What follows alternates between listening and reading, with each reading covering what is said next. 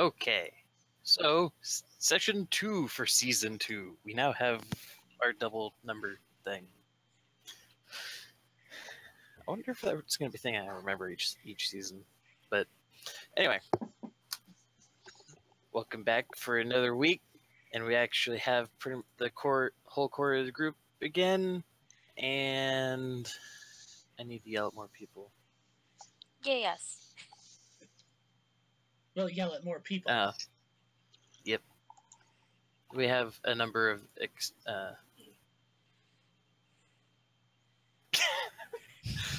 Cassie, I'm glad that you approve of my song choice for the opening of the season and all that. Anyway, so I know that there's a couple of things that need to get answered or addressed or what have you that was done off screen. And why does bindweed always keep getting put upside down? Cassie, did you do it? I did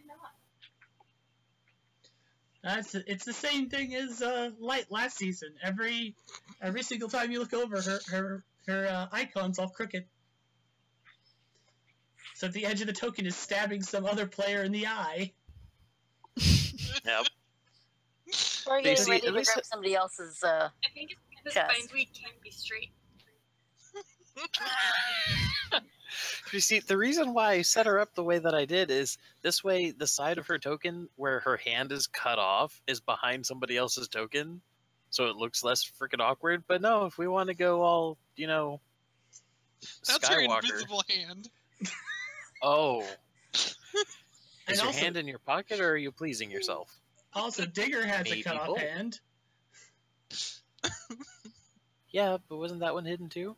Oh, No. okay, no, not. No, it's not. I have a stump. This is also very much a bust, so it's like it's a little bit easier. Like bindweed, it's like everything from the hips up, and we're already derailed. Okay, motherfucker. Okay. You did it yourself this time, too. Yeah. All it took was Okay. a crooked token. Anyway, so a couple of things were pitched. Josh, I'm going to kick you in the dick so hard that Amanda is going to have to send me a sternly worded letter.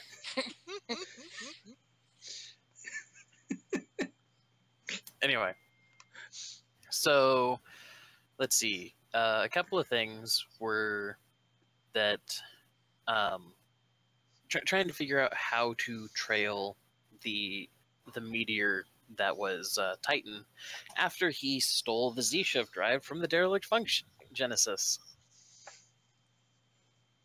Look at him back there, so smug. Mm-hmm. Like an asshole. He doesn't have one, but he is one.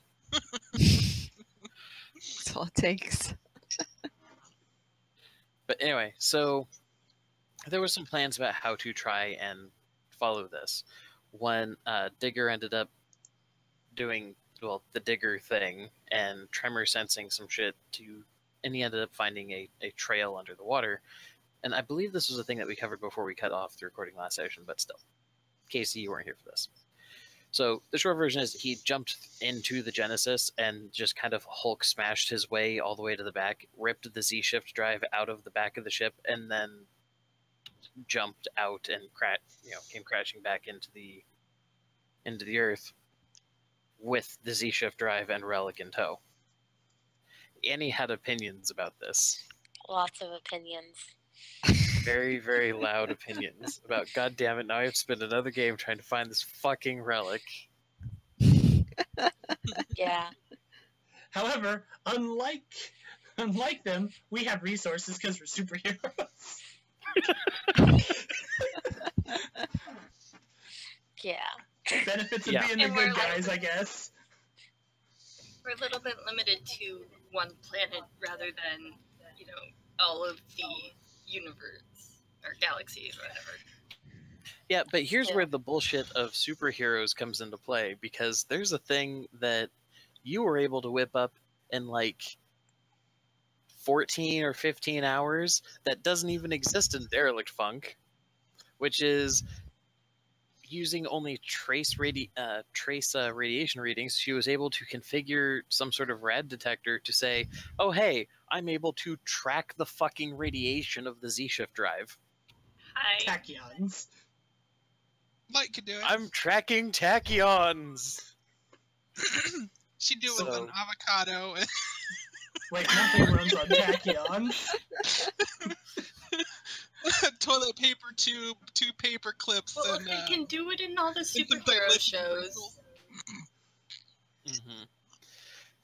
So the gist of this was that the Hero Society, so Commander and Phalanx kind of had an idea. They're like, well, what if we just like put Insight in a one-man submarine or something and just send him down to the bottom of the ocean and see why Titan's trail went cold. Because Digger was able to find that when he jumped into the ocean and started trying to tremor sense his way around. Titan was walking along the bottom of the ocean for a little bit, and then eventually the tracks just stopped. So, yeah, their plan was send to Insight, use look back in time bullshit, and figure out what's up. Myriad, on the other hand, said, I can fix this. Built a sensor, handed it to Lumen, and said, have fun storming the ocean. And Digger said, I'm coming too. So there was only really one logical thing I wanted to point out with this, though. So if it's just Digger and Lumen that go out to do this whole track the radiation thing, it's reasonable to assume Titan has it because he's the one that had it and took it. Titan pretty much just ignored you all when you had to deal with him single file. So when Myriad says, "Hey, this thing can trace the radiation," did you all want to go, or did you want to just send Digger and Lumen as like a forward scouting? I would not be opposed to going with, though I did just have another thought that I didn't think about until literally 2 minutes ago while listening to you recap. Can I ask Ashlyn if there is any way to, like, is there any magic of any kind that I could go be like, hey, guess what, Norse? And the answer for that would be, have him roll knowledge arcana? The answer is yes, but I don't know it. And it would probably take Magni a little while to try and figure it out. And we would have to bring somebody from there back here. That's just, and there's a lot that could go wrong with that. But Aisling, seriously, there is no one else besides me and you on this plane of existence that could possibly cast these spells. No one else survived Ragnarok here. Okay, to be fair, wait, I can't remember. Is Magni your uncle or you his aunt? Because he's okay. So he's son of Thor, but technically, because Thor is Odin's son, and you're one of the spiritual daughters of Odin, doesn't that make Thor your brother, and Magni is actually like your nephew? We're going with cousin. Okay. Because generations gapping, even if my powers are themselves whole and direct.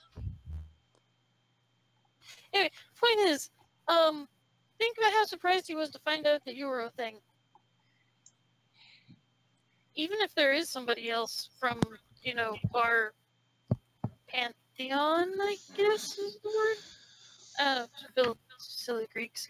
Even if there is somebody else, I don't think that we know where they are at the moment. You've all been wasting a very huge amount of time not looking for anyone else to be useful here. Hey, didn't you have Birdman who, was supposed to be around since a couple thousand years ago and they were negligent too, your world kind of got like all sorts of botched up, with it ending and then being handed to you guys to take care of. By the way, knock up Anyway. job on that one. She grabs his beak. Put it on the list of things we're going to try and accomplish. Find others. At that point, he turns ethereal, moves through your hand, reforms, and just lifts one leg up under his wing and pulls out a notepad and starts scratching on it with his beak and puts it away. I did not see that coming.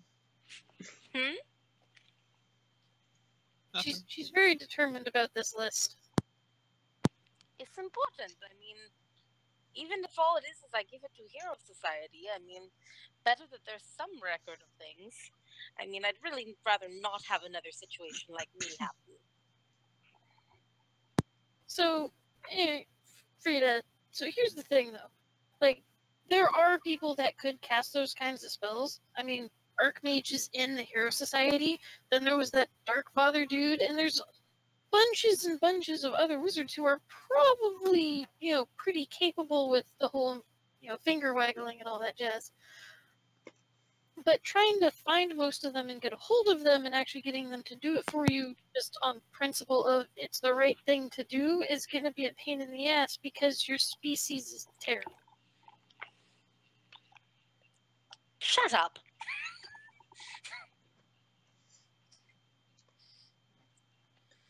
Plus, I think shit. Archmage is already working on it. What? I thought somebody else was about to say something. Digger walks by. Digger walks by wherever you are, probably in a room with the door open. Yeah. As he walks by, Digger goes, "Do you know what our species also isn't? Not extinct." I thought he was going to say something about opposable thumbs.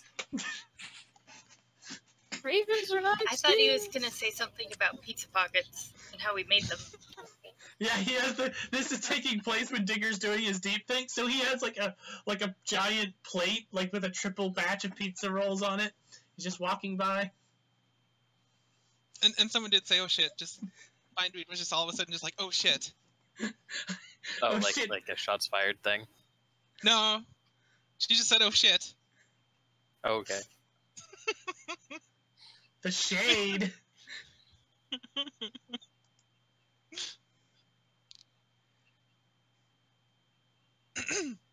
Like she just realized something, I guess. Oh. Well, where was Bindweed when she said this? I have no idea. Somewhere close by, I imagine. Okay. So at this point, the bird's just going to stare at her. It was just a thought, Aisling. Just a thought. No, like he's staring at Bindweed because she yelled and he's like, what the fuck?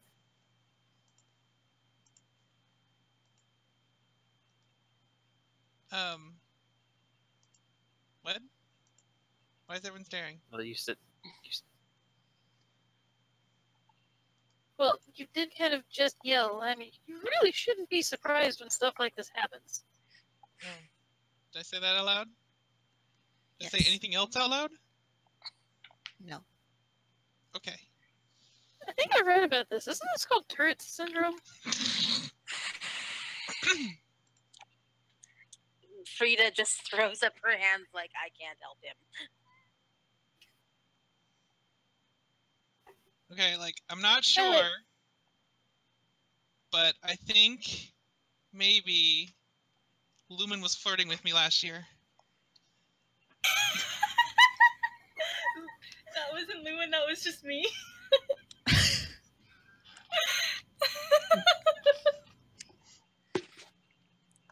Well, Now, for those of you at home, I want you to wrap your mental image of this scene around in your head.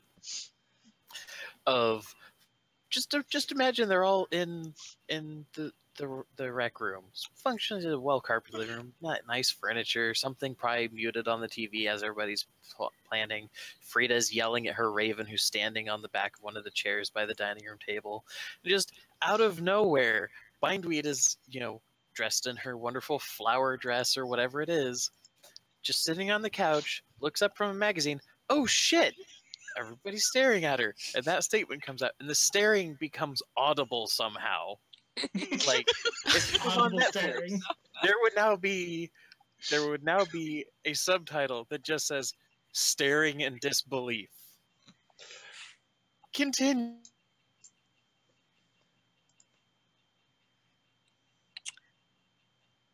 Digger's not here for this. If he would, he'd be laughing. Do you need to talk about it, or are you good? I'm gonna go now.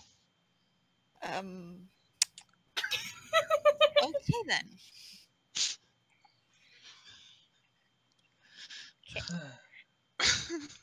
I'm clearly not personing right.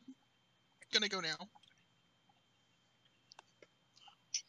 If Frida used Nemesis on Bindweed right now, the only power she would get would be emotion.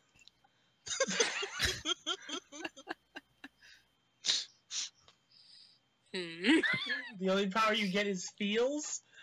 Is that what you're saying? The only power Frida would get is Yes. feels? Like empathy? No, No, like no, feels. like the ability to control emotions Oh. and be subjected to them. Frida suddenly always has Nemesis on. Always focused on Bindweed when they're at that. Yeah, I want to get off, but I'm just not quite in the mood. So, hey, Bindweed, come here.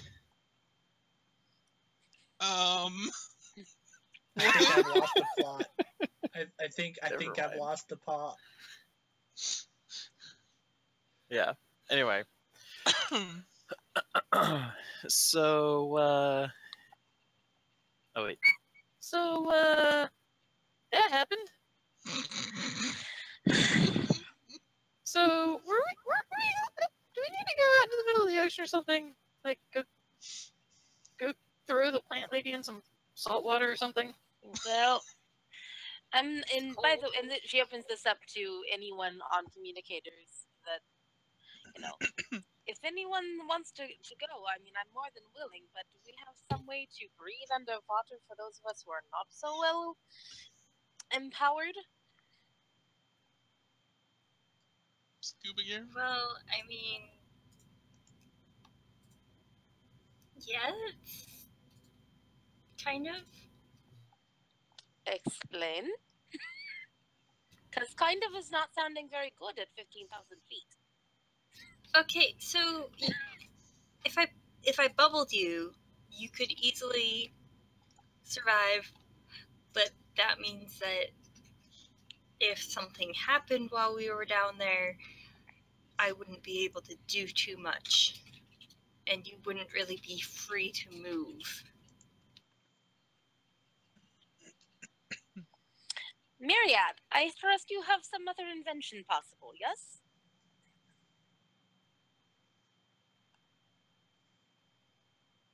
I don't have anything that goes underwater right now. I might be able to make something. It would take a little bit, though. I like that plan. Mechanically speaking, it has the potential of taking a lot of bit because it can take her anywhere. While she can do it 10 times faster than normal for the planning phase of building a device, she then has to build the device. And And testing while and she can, R&D.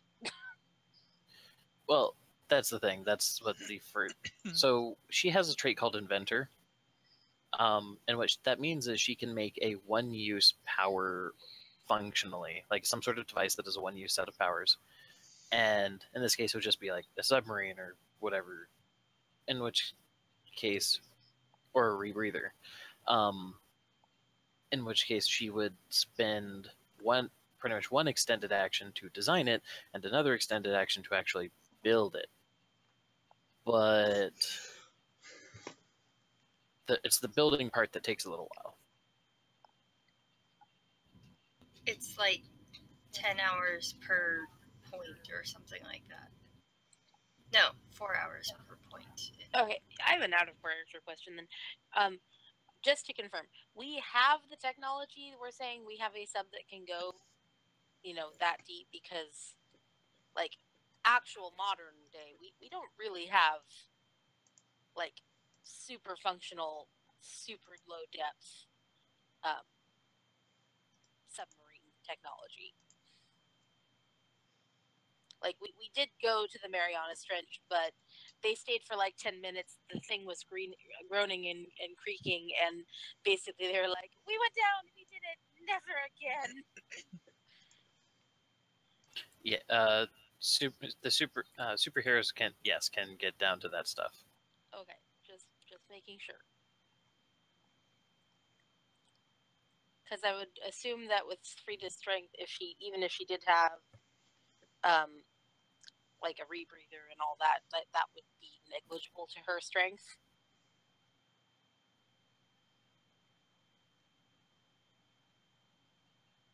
I think part of the rebreather would have to be to protect her from that. Okay. Which wouldn't be all that much, but again, it's just taking the time to build it. But that said, for this project, she was given go-ahead by Phalanx to use his manufacturing facility stuff, which makes things get built 25 times faster. Like, ultimately, that's my only concern, is if we go down and we do have an encounter of some kind, not getting crushed by the ocean. Yeah, and breathing. Oxygen's really cool, yo. Might even say it's addictive. Yeah, kind of habit forming. Yeah. I will be right back. I have to go deal with a beeping thing. Okay. So the biggest thing that is with Myriad's inventor thing is that I have to go and I have to figure out what the powers would be and how much the point total would be. Okay. So that would take actually quite a bit of time right now. Just the out of character part of that would take time. I don't mind doing that, but I'm also don't want to derail the whole game by, Okay, well, but I guess the trade-off is, if we don't spend the time doing something like that, there are a number of us that don't have options other than being on the vessel and being like, oh, that's happening. I get that. That's why I was trying to think of another way of going about it. Like, the initial idea I had was to just find out where it's at and then come back and tell people.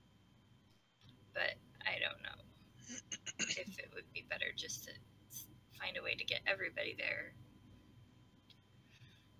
The other thing about the inventions is they are single encounter inventions, so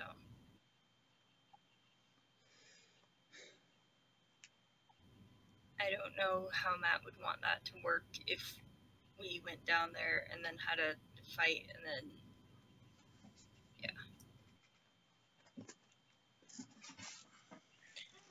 Any other thoughts from anyone?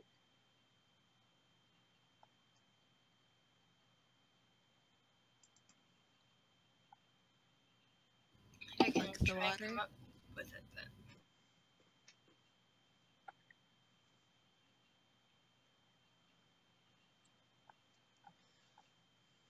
So I heard somebody else talk, but I couldn't hear enough to tell who or what they said.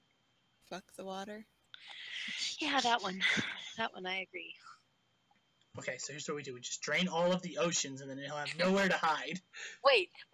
That's a National Geographic special. Literally called Drain the Oceans. Why? You've never seen that special? No. It's kind of interesting. Like, they're going into the geology of how the ocean beds are formed and shaped, and just sort of because in general because of the way we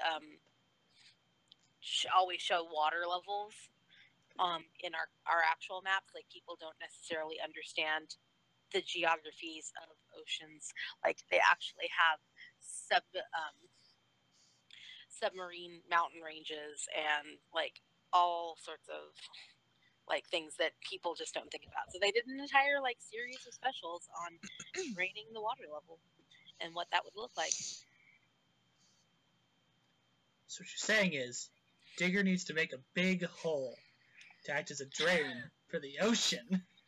So then the water will be It really work like that, but you know, if you want to try it, I wouldn't stop him. Frida would probably laugh at him. You don't want to know what would really happen? How many laughs would he have had if he succeeded? He somehow creates a black hole which all the water goes down into. Yeah. It's called Dig to the Mantle. Small eruption. Hey, so was there a consensus made on if you guys were going to do a scouting thing, or if you're going to do we're going to just go hit them by surprise and try and get the thing back? What is the plan? I have been letting the rest of the group decide. So, finding out what you think is a good idea. I honestly think scouting would probably be the best. Scouting would be faster.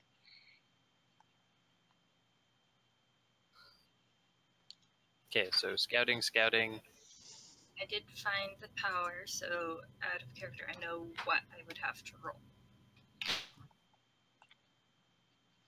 Okay. So it's up to you guys.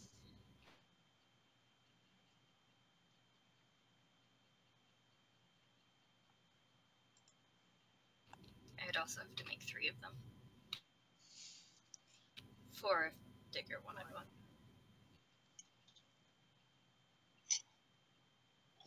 The nice part is you only have to design it once. Well, I mean, Bindweed doesn't have to have one if she can use plant mimicry and be a seaweed. I guess that begs the question, like, does bindweed breathe oxygen or carbon dioxide? We got into this last time. Yeah, she doesn't photosynthesize, ergo oxygen. Well, she does photosynthesize, but she can do both. But since I don't have the things to make the, the mechanics work that way. You do. You have plant mimicry. You could take a couple of points in plant mimicry to get immunity to the crushing depths and survival thereof. Well, I just meant through the whole photosynthesis thing. Oh, yeah. It takes 9 points for the immunity. Because I'm just using the immunity power. Mm-hmm. And that's what you would need to use.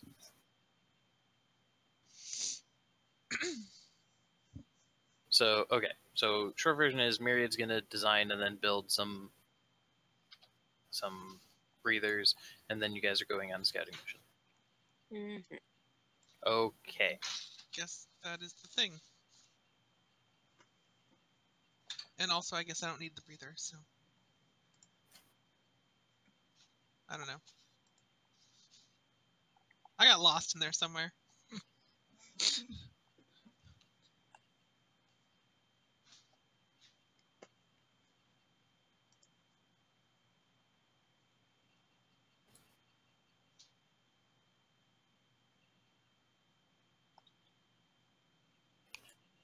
Okay. I had to find some stuff that's appropriate here. All right. So, Cassie, go ahead and toss us these rolls you need to do.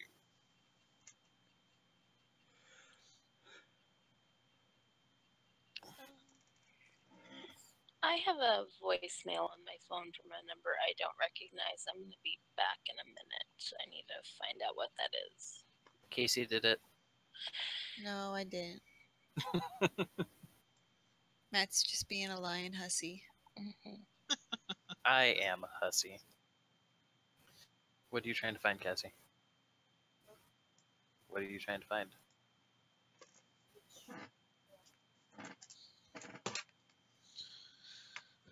Which okay, press your talk button. I'm trying to figure out which attributes I have to use for my roles. Oh, right.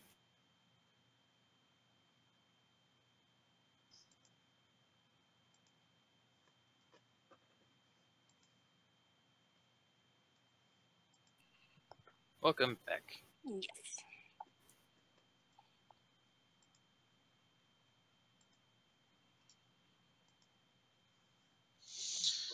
I'm sorry, I need to be right back. That's fine.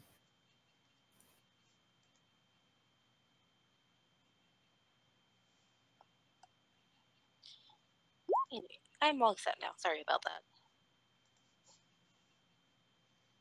Alright, I had to get at least a 19. Yep. Okay, so you successfully have designed the Hoobadoo. Hooray for Hoobadoo success. Woo.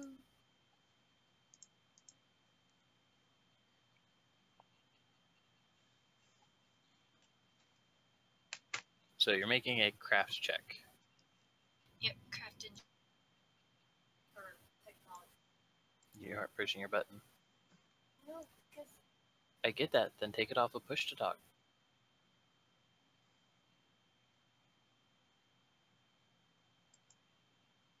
I'm using craft engineering. Okie doke.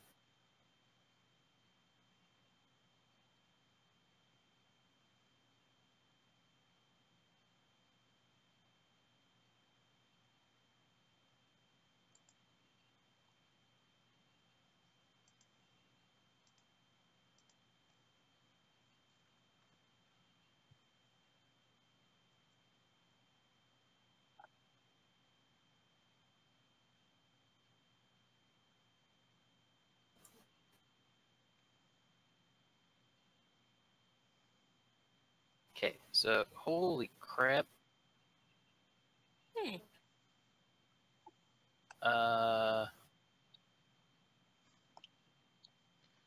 Okay, so how many PowerPoints was this whole thing worth? What? 9. Okay, so 9 times 4 hours, so we got 18, 36 hours, 25 times. So you're building each of these in like an hour and 15 minutes. So that's 16 hours after Titan got away for the first one to be built. So 17, 18 hours after that. So yeah, you do have to do a roll for each one.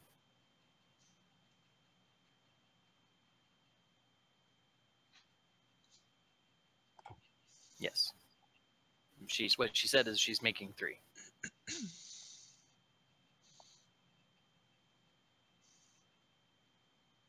Okay, cool. So there are now 3 rebreather suits that will protect you from the ocean's crushing depths and let you breathe and shit. We'll just say that they actually have like built-in gills instead of air tanks, so that because it's immunity and it's not a timed one. It's just it only lasts for the one scene. So you have to like maintain or whatever the gills.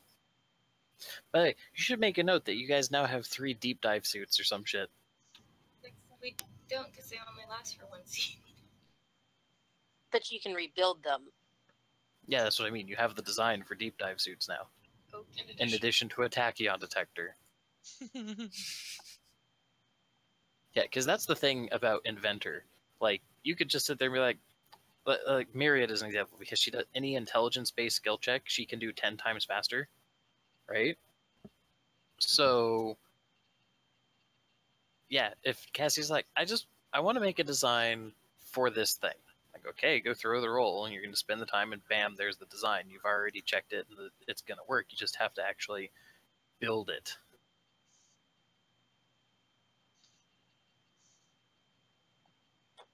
But anyway, so Bindweed's just going to adapt to the environment. Lumen's already protected, and so Trill and Digger and Frida are going to be putting on latex suits. Seems that way. Apparently. Not that different from what I already wear. Dirty. So, I'm gonna throw this out there, but one quick Google image search of latex Valkyrie, and I am not disappointed. What the?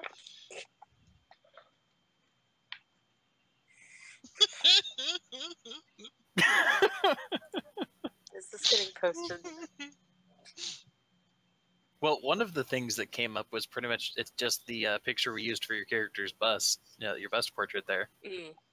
I mean, because she's pretty much already wearing spandex. Yep.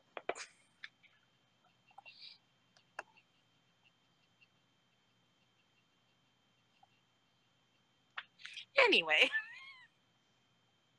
Sorry, I was distracted. We're moving on now. Hello, welcome to Hero Society. Great job, Matt. Great job. Kink Yep. shame. You can get the fuck out. Ha ha ha ha ha ha. Okay, I'm done. Anyway, I threw her into the corner on Discord. Oh, you can be in a tech support, actually. Oh, I missed. Bad aim. Bad aim. Okay, so everybody suits up and get in your guys' plane thing, and then shoof, off you go. Actually, no, because you get probably be faster to just teleport out there, right? Like teleport to the nearest society base, and then Quite possibly, yeah. Also, as much as Myriad would love to go with you guys, she's like, I'm passing out now. yeah, she's kind of been doing stuff for like 20 hours straight by this point. Uh-huh. She's like, Oh. Adam a bit. So here's how this is going to work then. So it's at this point, by the time you get back to where Digger had lost the trail, because we'll say that you guys like saved the GPS coordinates or some shit. Yes. Well before you get there, the tachyon detector is already going like, beep beep, I'm a sheep. They're going that direction because dirty real she gave this thing an obscene range for detection. Uh-huh. Yeah, she gave it 4 ranks of extended, and so it goes from 10 to 100 to 1,000 to 10,000 feet to detect the radiation. And yes, I'm getting to that, Cassie. It also took the acute and the very accurate traits. So not only can it be like, yes, there is radiation here, it's got like a fucking 3D image of the area that it's able to scan and showing you exactly where it's detecting these things from. So you guys have, it's especially since it's almost 24 hours later at this point, it's kind of dispersed and is now covering a pretty wide area, but at the same time, you can tell where there's the trail. So you're following overhead, and eventually it's where it's been a pretty broad trail and line that under along the bottom of the ocean. Once you get to the point that Digger lost the trail, it actually looks the readings start getting stretched out more and more. Obviously, tachyon's being pulled along by the current somehow, or I'm not a quantum physicist. I don't know how the fuck tachyons behave. So, but again, even though it gets broader, you can still follow the trail, and you follow it for a few thousand miles, and then you realize that the trail has now stopped. It went back down to towards the ground, and then and this part of the ocean is shallow enough that even with the 10,000 foot range, while you're close to the surface of the water, you can detect it, but it went underground and is apparently now that's where the trail ends.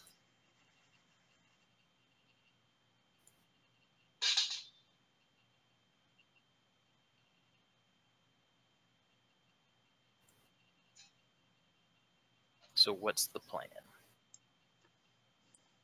Guess we need Digger. I was to say, throw Digger at the ground.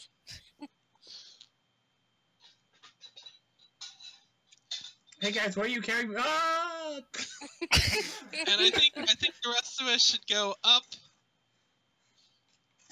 You know, maybe there's something up there like a boat. I don't know. Digger can go down. We can go up. Oh, because you guys have been in the plane, I assumed this whole time. Otherwise, it'd take you a long Oh, time to gotcha. follow this. I don't know what's going on. I'm confused. It's okay. Okay, then I guess we're going down. Wink, Yes, wink. you guys have a super advanced area. Okay, so we can all just jump out of the plane, right? Yes. If I said something different in season 1, then I don't give a shit. Upgrades happened in 18 months, yo. Yeah, the plane's different now. Works well enough. We got a new animator. You guys didn't have Myriad when you first got the group together and Commander was flying your plane.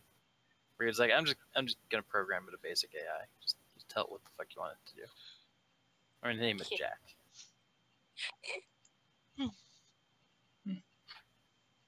Alright, well. So splash we go. Splish splash time. Okay. So, second.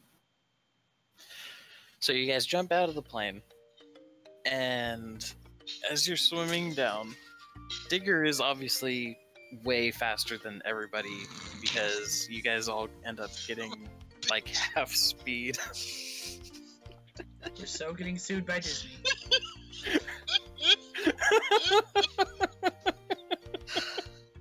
God dang it, Matt. I was trying to keep a straight face, and then I looked at Cassie's expression.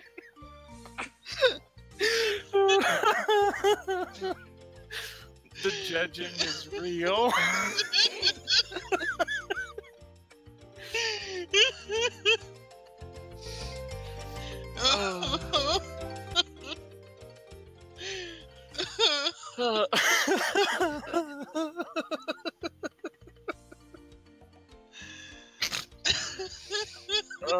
Okay, I'm good. No, Good. no, you're not. You're not good. I'm not good. Oh my gosh. Oh boy. I was expecting Mario.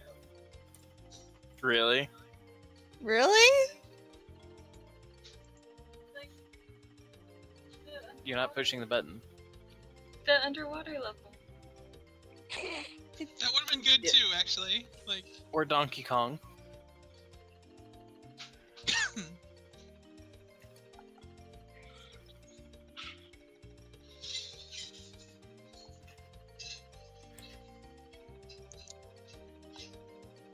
Anyway. Alright, I'm good. I'm good. We're good. We got this. So long as you're sure, Matt. So long as Does I'm the not Hero sure. Society have an Aquaman? Yes. Yeah. His name is Atlantic. And he was one of the people that we talked about last time. I forgot. That's because, like Aquaman, he's...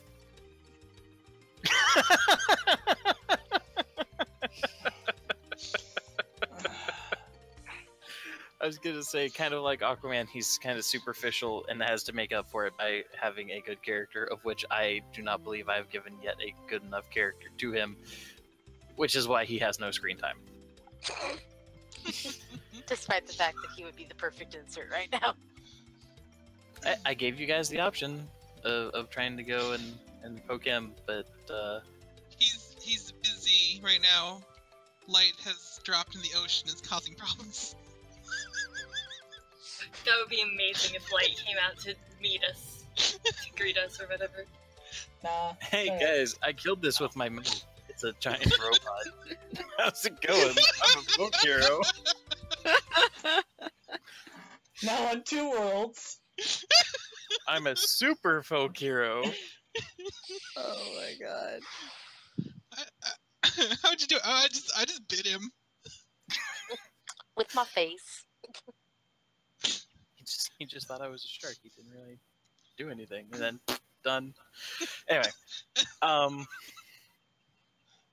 so because nobody has swimming as a speed, you have power that can adapt to swimming. Doesn't flight say that it cuts down the movement by half when you're underwater? Because I know burrowing does. Don't think flight does. Like, I don't even think flight adapts to swimming.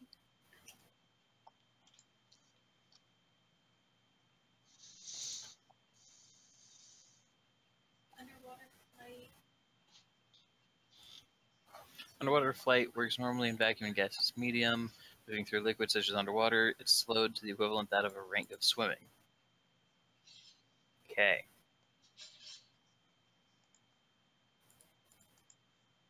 So if you have a rank 4 in swimming, you're down to 25 miles an hour. Son of a bitch. So 75% cut. No. Mm-hmm. More. And then there's Bindweed, who's just like, I'm just gonna sink, guys. I got this. Sinking. Well, technically, you can all sing. If she had a plant with her, she could teleport to another plant. I'm just gonna trap this ficus at the bottom of the ocean, okay, guys? It's okay, I can swim. What depth are we going down to, I got Matt? 2 ranks. I don't know. What depth are you guys going down to? So I'm assuming you're sending Digger into the ground to go tremor sense some shit, right? Mm-hmm. Okay. What are the rest of you doing when you get into the water?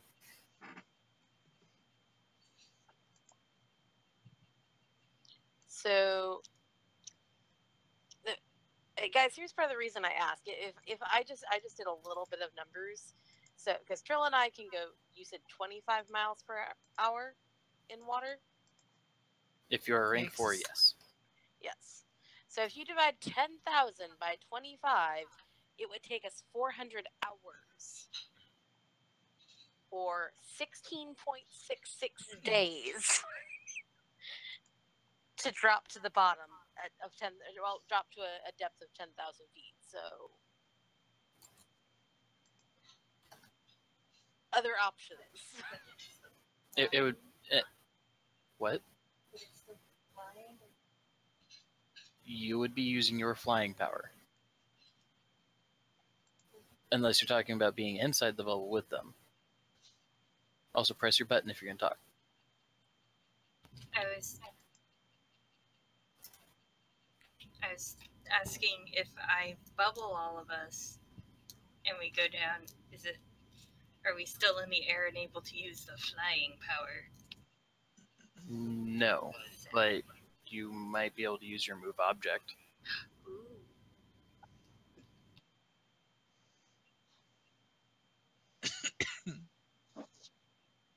Well, I can move the bubble as though I had a move object. Yeah, so you would be moving at that speed then. Which is like 10 feet per rank, which is still... I think that's lower. That's per round. Mm-hmm. And you guys would be moving 250 spaces per round. With your flight. Alternatively, because functionally it's a multiplier divided by 10 is the easiest way to go about it. So like so Digger's burrow speed is like, what was it, Josh? Like 1,000 now, or 5,000? 1,000 miles per hour, 10,000 feet per round. Yeah. So if you have a fly speed of 25, you can move 250 feet per round.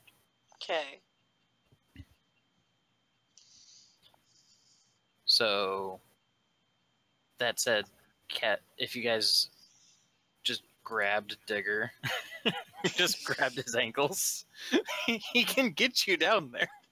Okay.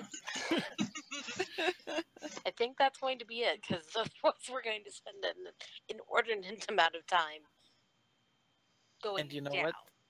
The number of extremities here works. Because if we assume that the bird is still on the plane, one girl on each hand and one girl on each ankle, just nobody kick each other. No. It is ankle to ankle for everyone, and Digger will look back and go, "Oh, it's a train now, eh?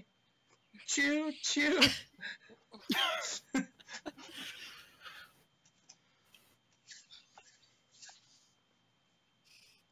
Yeah, not touching that one.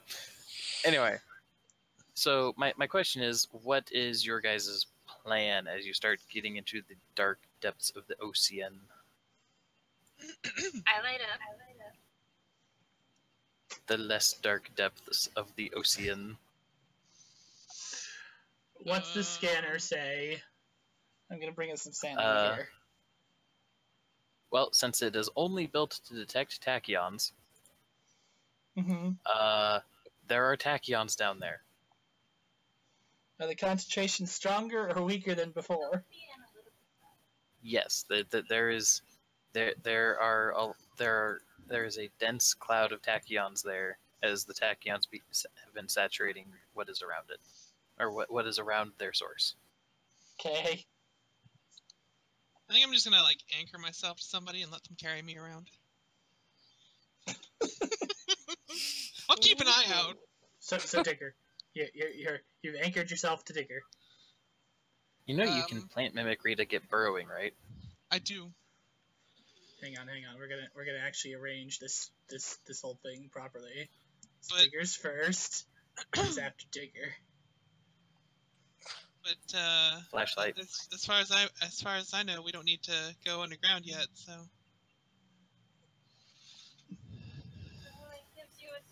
Burrowing gives you a swim speed. oh, it does. Mm-hmm. We just spent a few minutes discussing that. Did we? God damn it! I missed Yeah. that. All I heard was the stuff about flights. That's where the comment, "Hey, look, it's a train, choo choo," came from. Because now Tigger is pulling everyone through the water. So they hang onto his ankles.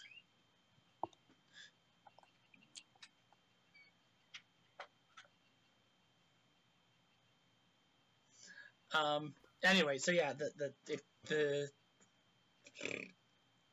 tachyons are thickening, is it? Yes.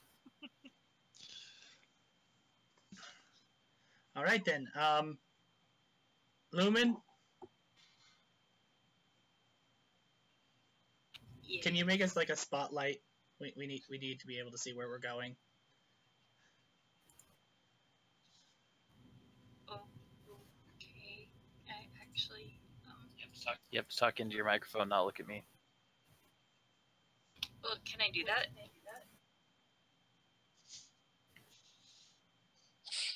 Okay, so that sounded like she's asking, can she talk into her microphone? No.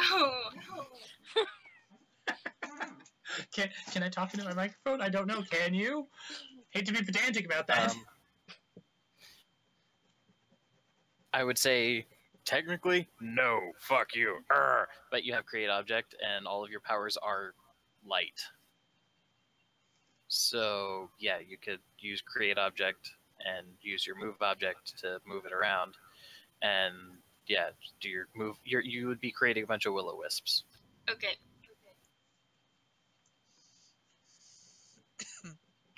I make light. Also, I heard a beep.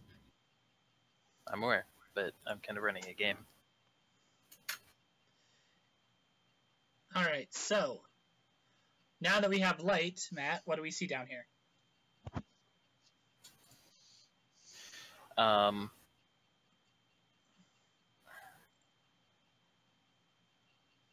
Oh crap! I accidentally closed that tab.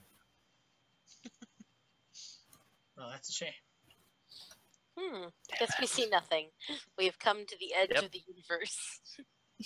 We are now in Pacific Rift, the movie. that's what we find down here, I'll be very, very upset. Nope, nope, nope. Okay, save image, save. Okay. So you guys see... oh, come on. Finish loading already, damn you. Never! It's not going to pick the file. I apologize, because it's a Minecraft screenshot. Son of a bitch. It's a Minecraft screenshot? That's not Yep. a Minecraft screenshot. Screenshot? Yes, it is. That's Earth. That is something that somebody built in Minecraft. The Why am I Earth? suddenly in space? Oh, crap. There. Roll20 has the way that it moves for those of you listening at home, the way that the Roll20 site moves the player's view from one thing to another is there's a little ribbon on a bunch of different maps that you have on a top bar. Well, it keeps letting go of the ribbon when I don't want it to, because I have to just click and drag it over.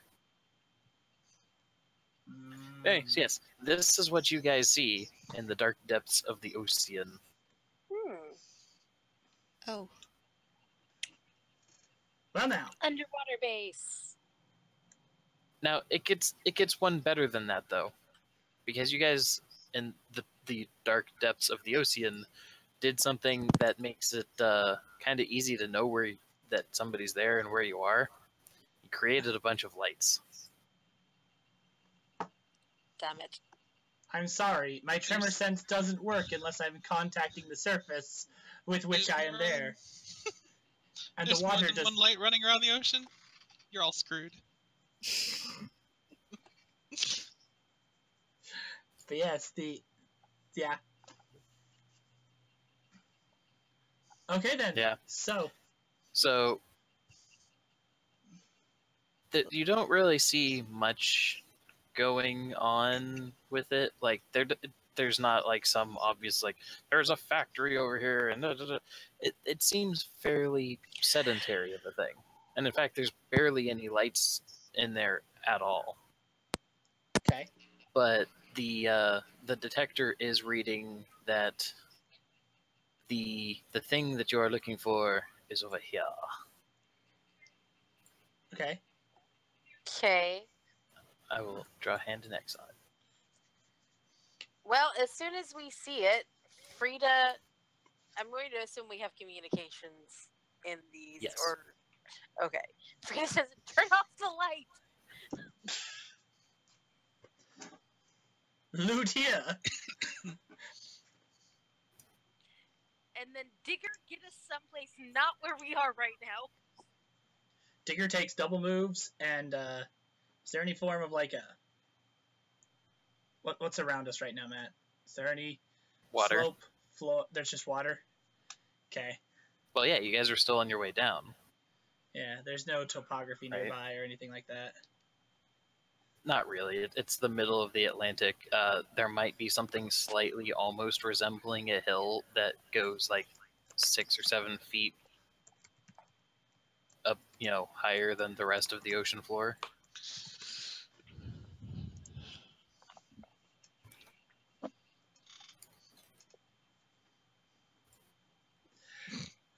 Okay, Digger's taking double moves to get them to the seafloor as fast as humanly possible. Okay, I'm how just far curious. from the... Sorry, what ocean are we in again? Atlantic, Atlantic. or... Okay. South Atlantic Ocean?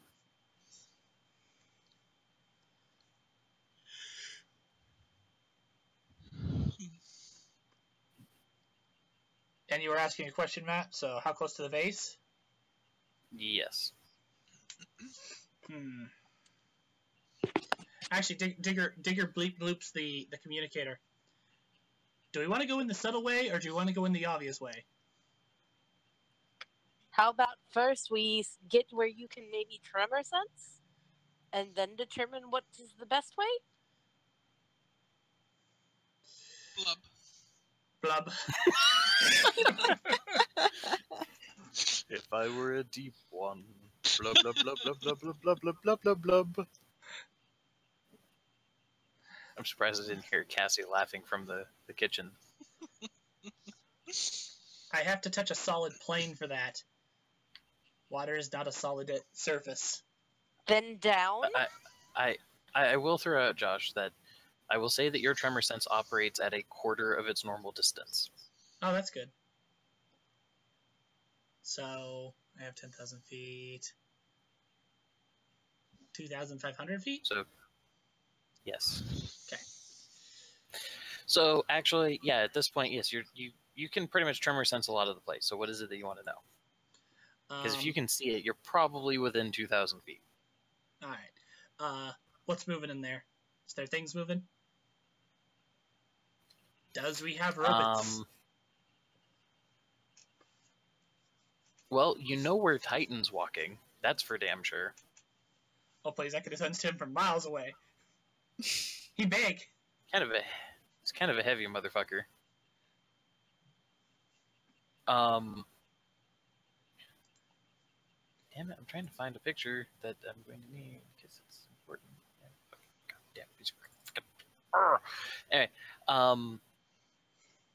anyway, you can tell that there's a power source in there, and it's a pretty big one. I guess would probably be the easiest way to put it. But yeah, other than Titan pacing back and forth, you're not really detecting much other than just the basic hum of electronics happening. Okay. Where is Titan? Is he in with the Z shift with the tachyon emitter? Yes, with the tachyon. He is, at the very least, he's in the same building as the tachyon emitter. Okay. Yeah, I guess you can detect walls, can't you? So he is just on the other side from like a very, very thin wall, probably an observation wall of some sort. Okay. So, a few reconnaissance questions then. What be this?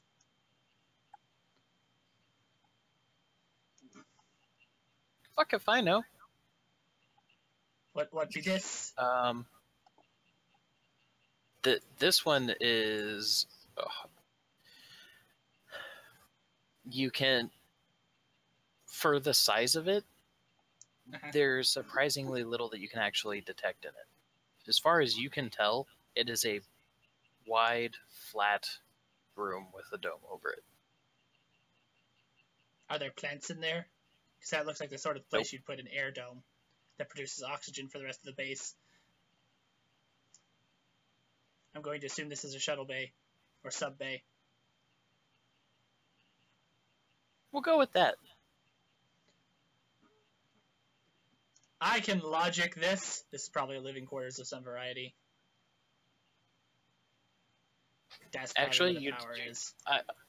You are detecting no living quarters. No living They're quarters. all robotic. There are no living quarters. You still need a place to go hook up to a power supply and be like, recharging so good. Unless you take immune eating. Dang, that's the truth. All right, so Digger is going to set the party down right here, because that also looks something like an airlock there. Cool. I want you to roll me initiative, all of you, right now. Awesome. I was expecting this. Total 7.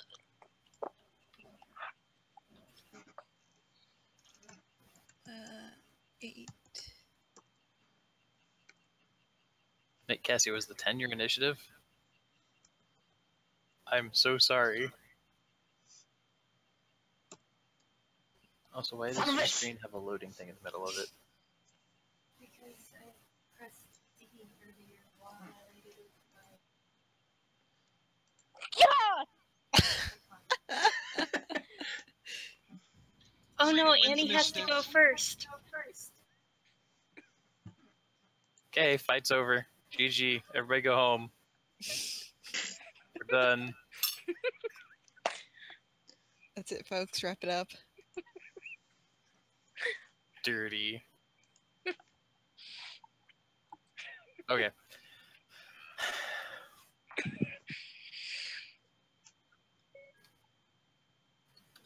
Trying to figure out where the fuck this picture went.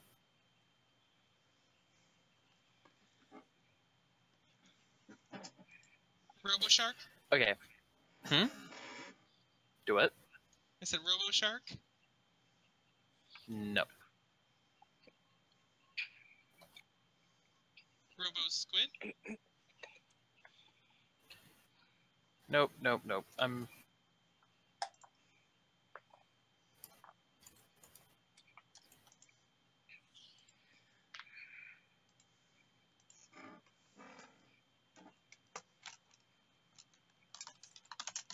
damn it.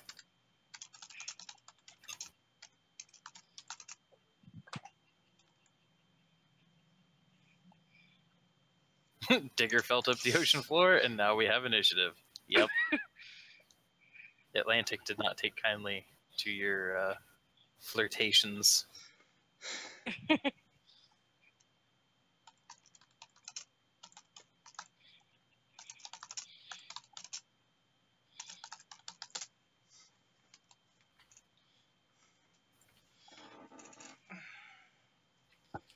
Dang it, Matt. Dang it with your ambushes. I was about to go make tea.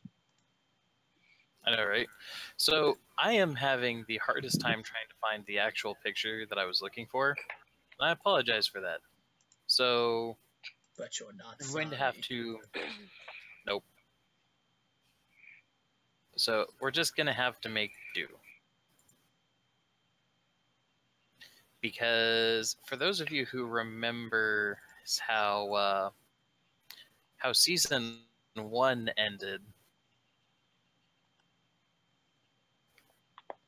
you see, if you ignore the child there, a bunch of these things come bursting up out from the ocean floor.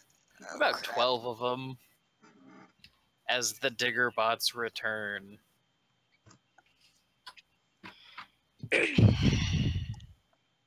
Except these ones have been adapted for underwater combat. They actually have fins and shit. Fins and shit. So, that said, I also lost my notes on what their exact stats were from before. I just remember that they had pretty much Digger's copy of his defenses with some extra armor instead of his constitution.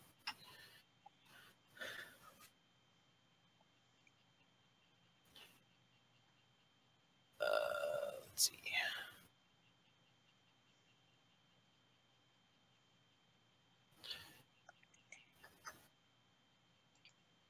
So I leave it up to you guys. Do you want me to just run them all on the same initiative? Or... I'd say whatever your preference is, honestly. And then comes the question of, do they have pack mentality? True, they are all networked together. I also have a question. Since this is now important to know, how many points does it take just to maintain the underwater life support? Hey Cassie, how much does it take to maintain underwater life support?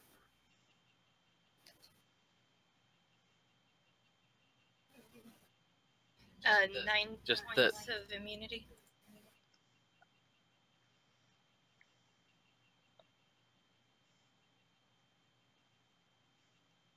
Oh, for just the full life support, so it includes immunity to disease, poison, all environmental conditions, and suffocation. Because the other ones didn't include suffocation. So Cassie, under 2 ranks, suffocation effects, no need to breathe at all. Oh, I didn't realize that. So, yeah. Then it only I mean, takes... the life support thing also protects you from the pressure, so, you know. Yeah.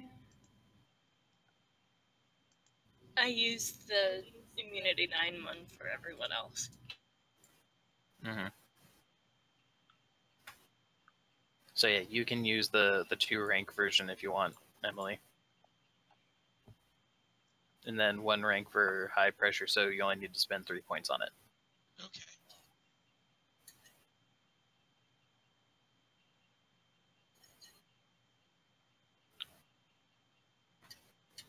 So the other question that I want, I'm gonna. Yes, Cassie, you do see a tree farm in there because it's a Minecraft screenshot. That's probably what this. That's probably what this one is over here. Oh my. I don't think that was a tree farm. I think that's just a. I want a pretty arbor thing. But anyway, so do we want to run this as an actual tactical combat with movement and stuff, or do we want to just do it narratively? Because these things are some fast motherfuckers, and for once, you guys are less fast. I'm faster. I upgraded my speed. I know that, but which one would you guys rather do?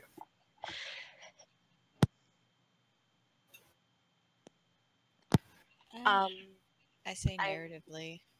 Yeah, I would kind of lean towards narrative, I think. Okay, so, everybody beat these motherfuckers in initiative despite the fact that they got the surprise round. So, you all get to go first. And so we're going to start with Rita. Okay. So,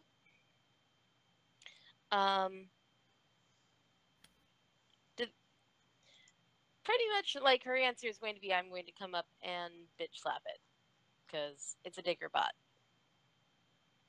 And experience from last time said do that.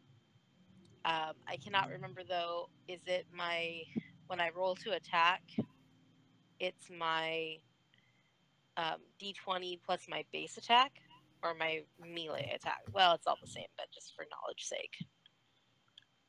If base means that it applies to both ranged and melee, so it's going to be melee attack because you can have things that just boost 1. Okay. So plus 10 in any case. Yep.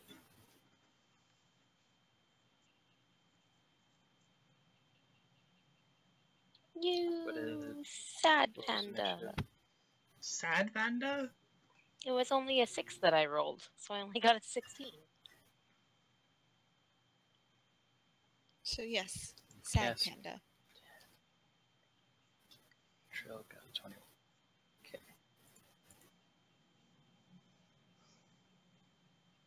But don't you roll against defense? Yes. So it's not like in D&D where there's like the super high AC. I mean, yeah, they can have a high defense, but 16 Yes, is and nothing that's to the laugh thing. at. You still hit. Yay! Okay, so that means it now has to roll its toughness save against your words. Against your strength, attack strength. So what is the total strength of your whack? So, Which is the Bardus Trace, right? yes. So it's a rank. Oh wait, what happened to this column? Okay. So your Bardic Strike is rank 1, but you rank 1? Oh no, it's power cost. Sorry, rank 5 plus your strength modifier of 5 because it has mighty on it. And okay, so it's a strength 10 hit, so he has to roll 25 or better. Okay.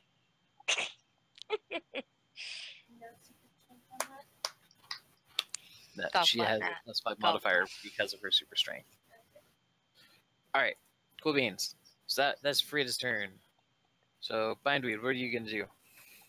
Yeah, I just kind of realized I can't do anything. Why not? Well, because we specifically looked this up before, so there are no plants at these kind of depths that I can snare with, and my my summons aren't made for the crushing depths.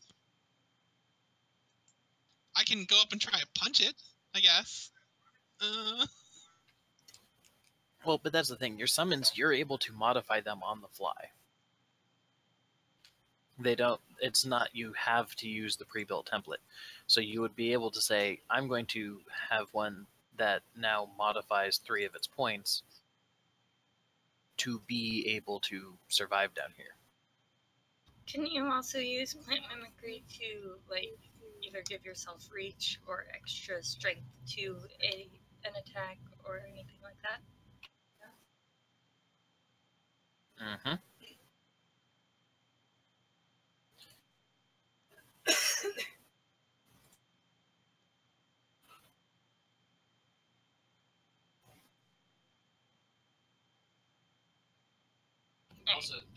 Also, they're immune to suffocation already, so the only thing that you have to do is free up 1 point. No, I forgot. Mimicry was a free action, though. That also, that's a thing. Is it? That's cool. That's what it says. Free action. Sweet. Yeah. Okay. Well, and plus it. So, yeah, and there you go. But it's because it's an array. Duration continue it.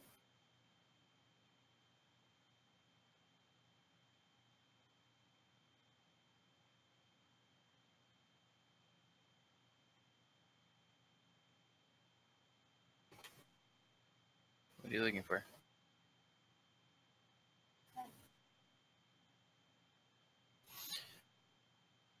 Huh. I feel like that's a bit of an oversight then, because if that's the case, then you can say, okay, at the start of my turn, I'm going to go balls deep in the offense, and at the end of my turn, I'm going to give myself all the regeneration.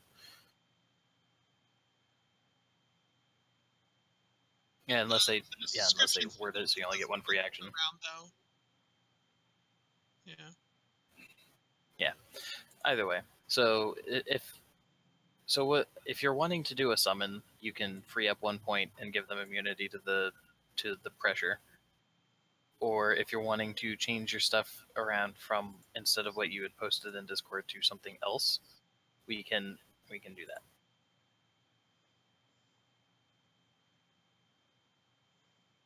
How many of these things popped up? Like 12 of them. That is a lot. Yep. This Alpha Strike is going to be real.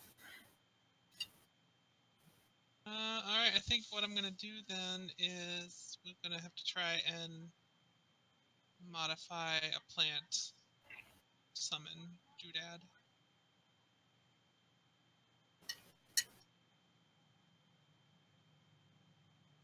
Okay, so which one are you wanting to look at? I've seen this hentai. Okay. I'm gonna throw a bunch of those out here.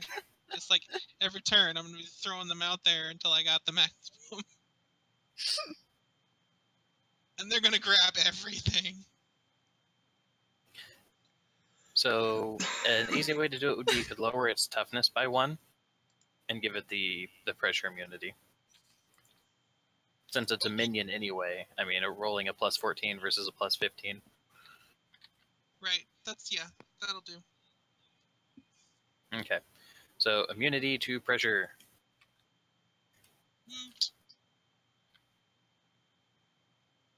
Of the deep, from the ocean, because it's a franc. Okay, cool. So you whip out one of those, you pull out a seed from your belt pouch, and you throw it like 3 feet because the water happens, and then you turn it into a hentai monster. It's vines everywhere. And this thing has a... I will... okay, so what are you telling it to do. Grab the diggy bots. Okay, so you're just having it do its. So you're having it do its attack action now. We'll say that there's like 3 of them that are in range. Sure. Yeah. All right. So roll the thing's attack. Okay, hold on. It's a.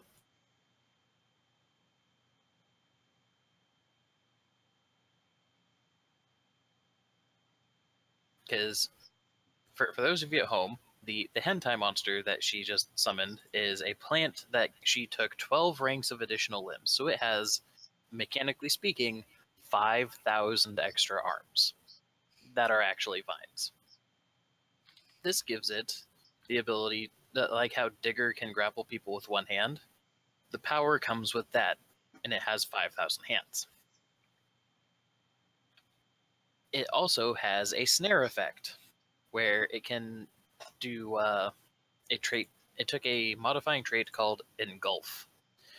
When you snare targets, you grapple them.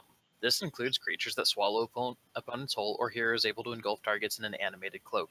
Your snare has no range and requires a melee attack roll. However, your target is rendered bound and helpless on a failed save rather than entangled. Once you have engulfed the target, the snare has a sustained duration, and you suffer feedback damage, so if they attack it, you take the damage. Well, here's where she gets around that whole, it has no range. She made it an area attack.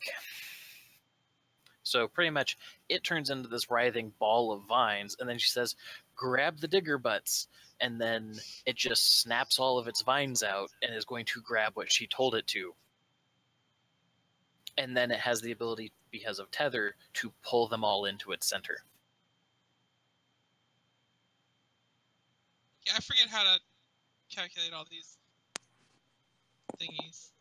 So Okay. in short, it's like the So one you're night making- skill. Yes, actually. she just conjured a larva. Combat actions. So what you're doing is you're doing a grapple check with it. So you take its attack bonus, plus its strength modifier of 0, plus its ranks in super strength of 8. So we're right now up to 18. Plus its size, which I don't think you gave it any extra size, did you? Nope. No, not this one. And because it's grappling a bunch of things, it doesn't get to use its additional limbs as a bonus modifier. So you need to roll a 1d20 plus 18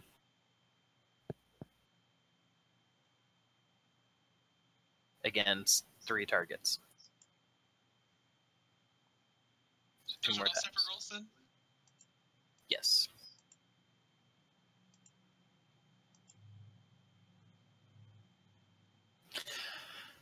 Oh dear. Oh dear. Fail. Fail. Fail. Okay, you have successfully grabbed all 3. Woo.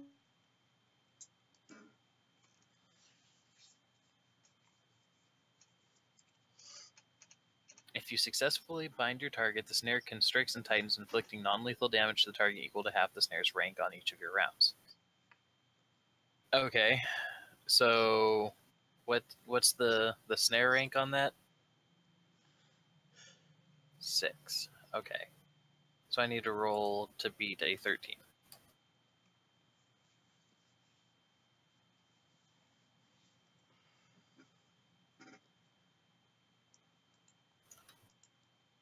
Yep, they're good. So they didn't take any damage from the snare, but they are immobilized functionally. That's all that's important right now. And Target the other, protection. Yay. did you want to lure them, or did you want to reel them into the center of the plant? Sure, why not? Pull them all in. Just get them in. Okay.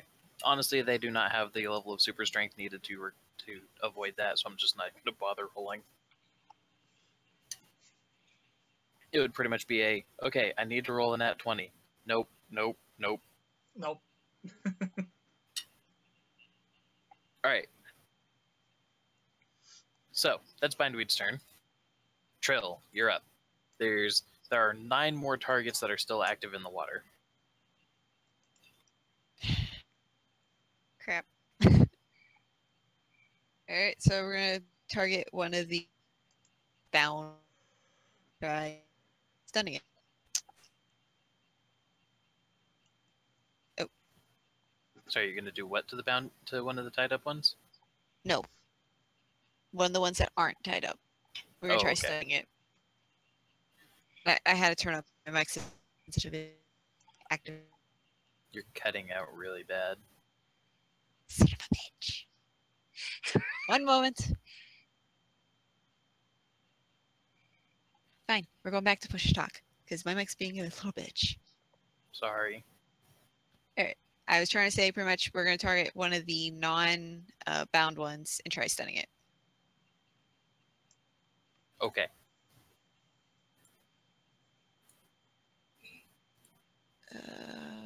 So you're going to make a ranged attack roll.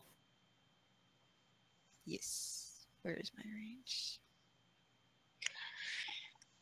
I have a side question on that.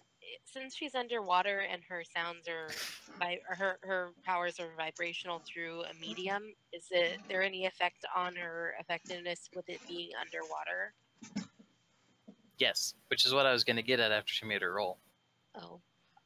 I was going to have a similar question. So, because of the difference in how their powers fundamentally work, Digger's pretty much operating as normal. Trill just realized she gets double range. I thought there was going to be some sort of magnifying effect here. So, and it also kind of turns it into an area instead of it like the sonic wave hitting the person and then kind of dispersing. It hit that one, then continued, and you just put a small crater in the bottom of the ocean, even though it was just your stun effect. You know, doesn't matter. Rank 16, it's fucking loud.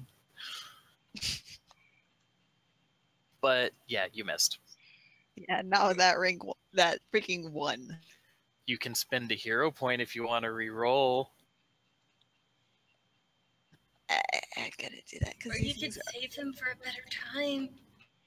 I don't know. There's 12 of them right now. I mean, even with the 3 tied up. Titan's inside. Yeah, that's what I was thinking. Just gonna tuck it in my pocket. Decisions. Just gonna put that in my pocket. Okay. I'm gonna keep it. Not gonna roll. See, I'm kind of afraid to use Nemesis on my turn because if I get some sort of nullify and suddenly I can't breathe.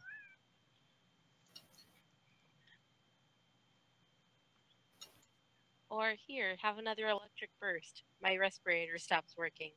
Fuck, I'm dying. Mm-hmm. Okay. So, I swim so that I'm next to Trill and able to touch her. And she is now glowing rainbow as long as she stays next to me. And and I am going to try to snare one as well. Probably the same one that Trill tried to hit. Okay. Make your ranged attack roll.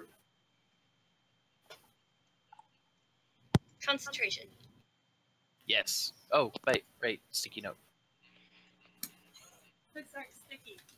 I don't care.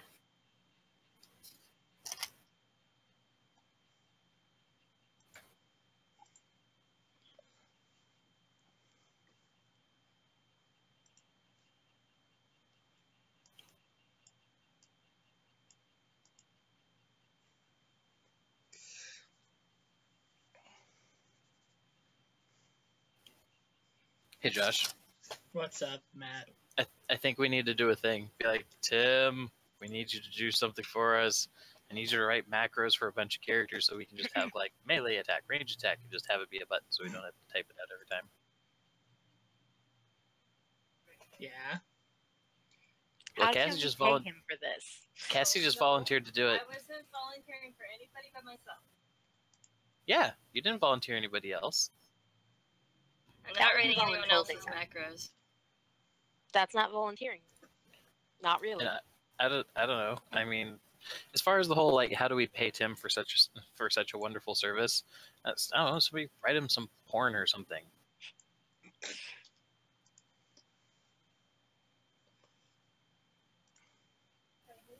Oh, you did make your roll. No. Wait, yes. Yes, you hit. Yay. What? That was a snare effect. Okay, so it has to make, what is it, a reflex save? Yes. Yes.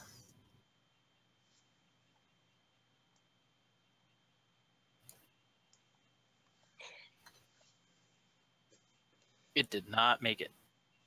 You have successfully snared the hoobadoo. Well, Okay. Can it squeeze? Does yours squeeze? Yes, yours is constricting. Okay, so what is your power rank? Power rank 12, so it's against a 21. Oof.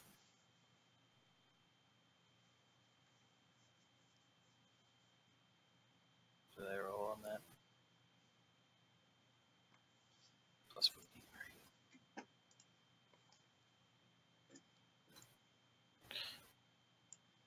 Okay, so one of them, like, so how do you want to roll that? Describe that, Cassie. What does your snare look like as you shoot this beam of light through the water? Well, my snare. There's no ambient light for you to manipulate, so it does have to come from you. Yes, I get that. It looks like this big, I guess like concave, half circle coming out from me, and then as it hits the digger bot, like the rest of the circle forms, and then it crushes. It tries to crush. And so in the end, the sphere disappears, and there's just crumpled metal that just starts sinking to the bottom. Basically, the sphere that was made then tried to vacuum seal it. Is what it looks like as it crushed. Okay, so Digger, you're up. All right, so you said that despite the water, my powers aren't amplified in any way, shape, or form, correct? No, not really, because you don't project your field out. No. All right then.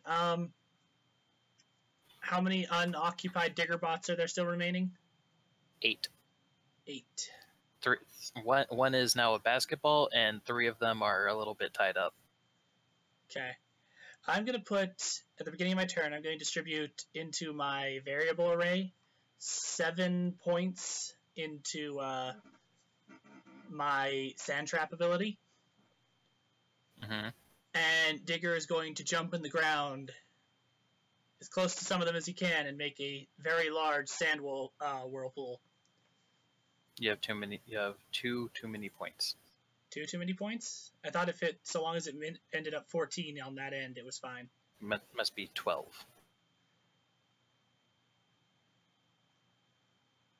That the bottom thing there. Powers with ranks must have a point cost equal to or less than 12. Because that's how many you spent. These points, these other 2 points are for the because you have other powers. Okay. All right then. Bam. 12. 6 points in. Okay, so you're going to sand trap the water. hopefully, if I could get enough of a whirlpool going, it'd be both sand and water. Also true. Okay, so let's see. The area on rank 6. Oh, okay. Because wait, you put 6 ranks into move object, and then you also have to put them into environment control because they're linked. Got it. So it'd But be that like said,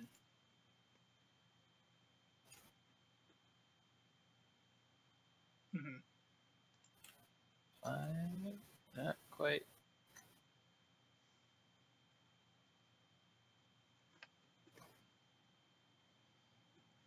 Yep. Okay.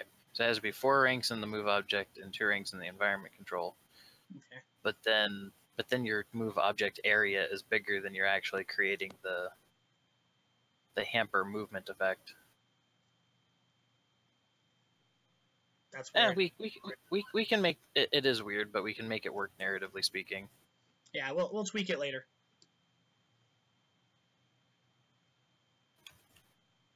I think we need to have spent more points into this array. Well, that's kind of the plan later. So we'll worry about it later. Tweak it a little bit more. Yeah. Okay, but so what we'll just say is that right now it's whirlpool on the outside and a bunch of sediment, and the whirlpool getting particularly rough in the center is why it's got the hamper movement there. Okay. So an area move object is going to have a range of 10 feet per rank. So you have a 40-foot radius. So it's 80 feet across, where you are pulling everything in towards the center.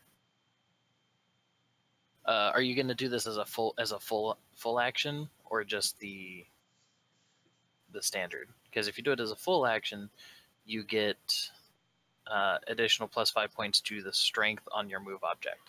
Yeah, we're gonna do it as a full action. Okay. So it's functionally a +9 telekinesis. You know, as if it was telekinesis, you'd be running it at +9. So yeah, it pulls everything.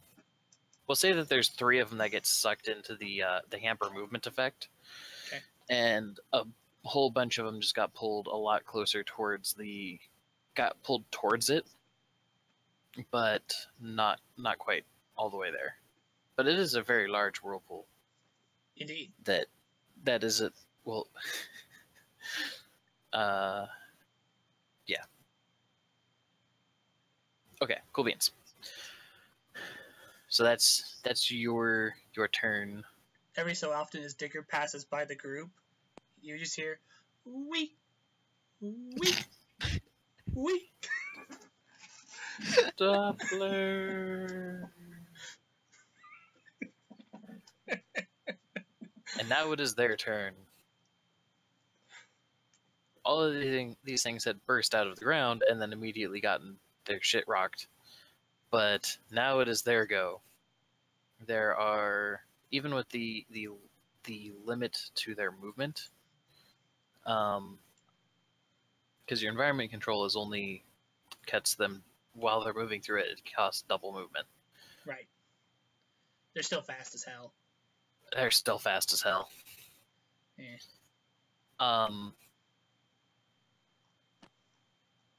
So yeah, because there was 8 of them left. So yeah, there's gonna be 1d5. I'm gonna roll 8d5, and that'll determine who is getting attacked. We're just gonna go down the list. Bindweed 1, Trill 5. What the fuck?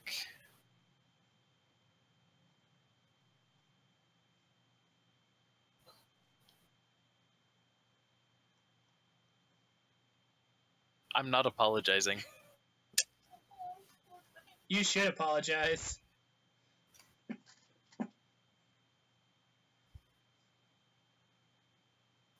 Okay, so first attack against Bindweed. Do you have more? What is your defense value?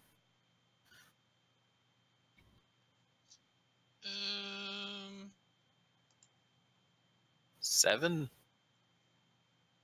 7. Yeah. Okay. So that one misses. Congratulations. That one also misses. That one does not. Okay. So 2 hits against bindweed. So I need you to roll me 2 reflex saves.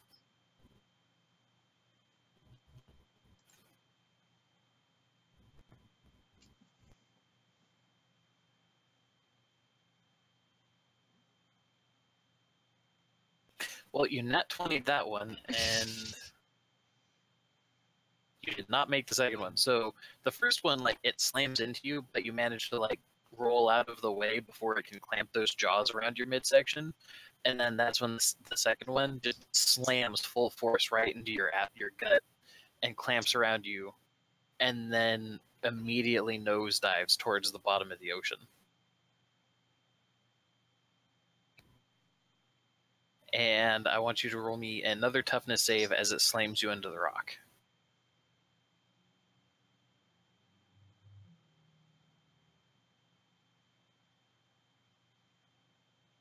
Well, we haven't rolled any toughness yet, but yeah, so I need 1 toughness save for when each of them hit you, and then a third one. Sorry.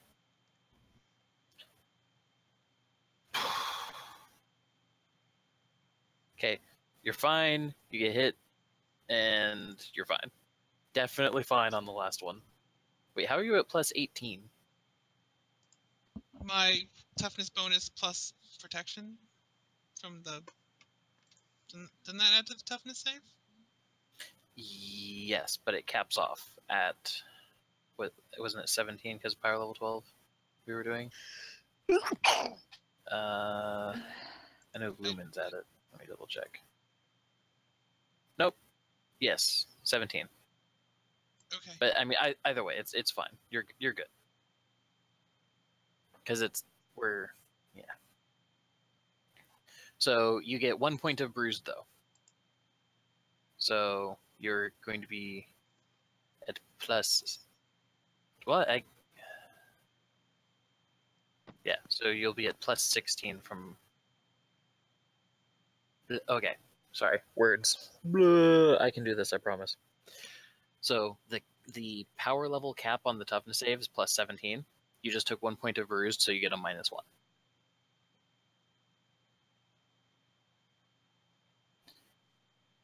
And then we need to roll. And purple is the best color, right? That too.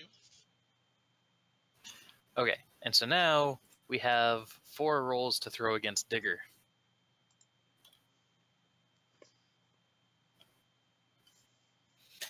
Oh my. Oh my, indeed. I forgot what critical hits do. I'd forgotten as well. I think it's like a plus. It's plus something to the difficulty. Critical hit 152 or 163. When you make an attack roll and get a natural 20, and then they explain what natural 20 is, you hit regardless of your target's defense, and you score a threat. The hit might be a critical hit. To find out whether it's a critical hit, determine if the attack roll total would have normally hit your opponent's defense. If so, it is a successful critical hit. If not, it just hits, but does not go critical. Critical hit increases the attack's damage bonus by 5. Okay. So I'm Ooh, going that's to gonna be ignore rough. that one and make 3 defense checks while you make a threat roll. Yep. No, I don't make a threat roll. Oh. Does it? Didn't say roll again. It said threat. Yeah, to find out whether it's a critical hit, determine if the attack total would have normally hit your opponent's defense. If so, Got it is a critical. You only needed to roll 1. Oh. Well then, bam, take the first one.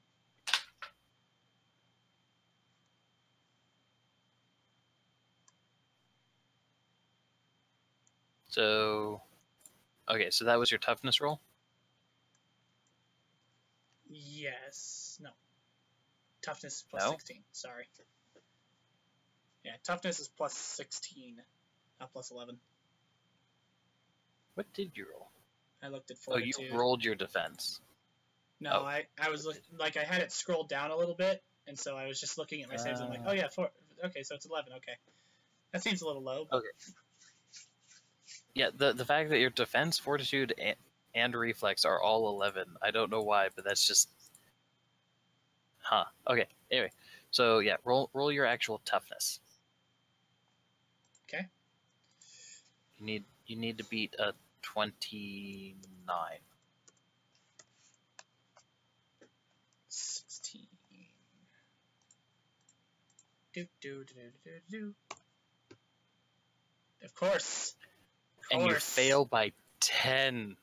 Yeah. Oh, no. Looks like I'm going to get to make that tea after all, right? Right? Josh, do you want to throw a hero point at that so you might roll better than a 3? Because if not, you're going to be staggered and stunned. Yeah, I'll throw a hero point at that. Okay. 24. Hey, you only failed it by 5. Yeah. Now you are only stunned and bruised. Sure enough. So you're stunned, so you will lose your next action. Okay. Okay.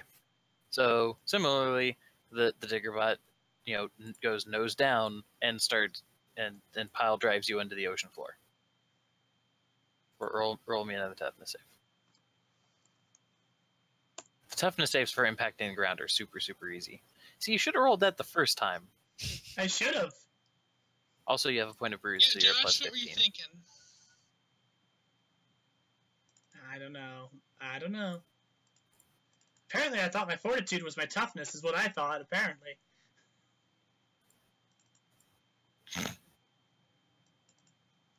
Okay, so 2 characters, 1 point of bruised each. That, for making 8 rolls with the modifiers that these things do, that's just sad. Alright, Freda, it's your turn. There are Diggerbots swarming around your friends like a swarm of hungry piranhas, with the exception to 2 of them, who have dragged your friends and slammed them into the ground and have brought them under the surface of the ocean. One of whom was the person that summoned the tentacle monster that has 3 Diggerbots in its grasps. And the one that's did the issue to bindweed, is that one still like attacking her? Oh yeah, it's under the ground with her. Oh, but I can't get there, so. Well, anything that's snared, I'm not going to try and deal with first because that's incapacitated. Mm-hmm. So on whatever is closest to me, I will go ahead and try and hit again with just my standard attack, my Bardiche strike. Okay. All right. Sorry, so roll your. I'm typing. You're fine. It's 10 for my base attack, for my melee attack. Yes. Okay. 27. Yeah, that hits. Yay! All right. One.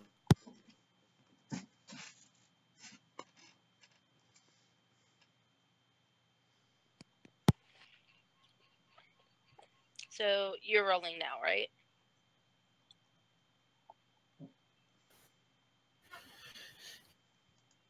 Yes, I'm rolling stuff. Okay, just making sure I didn't miss a step.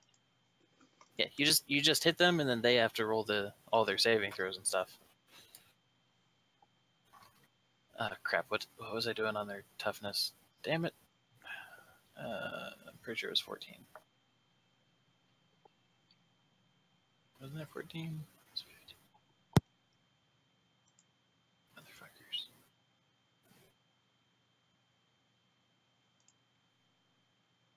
$14. Right. No. Well, so what you had a plus 10 to the strength of your stuff, so yeah, it made it. And so I was like, no, you don't take any any bruise or anything. Nope. But actually, wait a second. Didn't you have inherent knockback on your attack, or was that? I think it was just Digger. Yeah, I That think doesn't Digger has sound inherent. familiar. Because I have mighty. Yep, that's it. Yeah. Okay, that's fine. Okay. Wait, didn't you have combat feats too, though?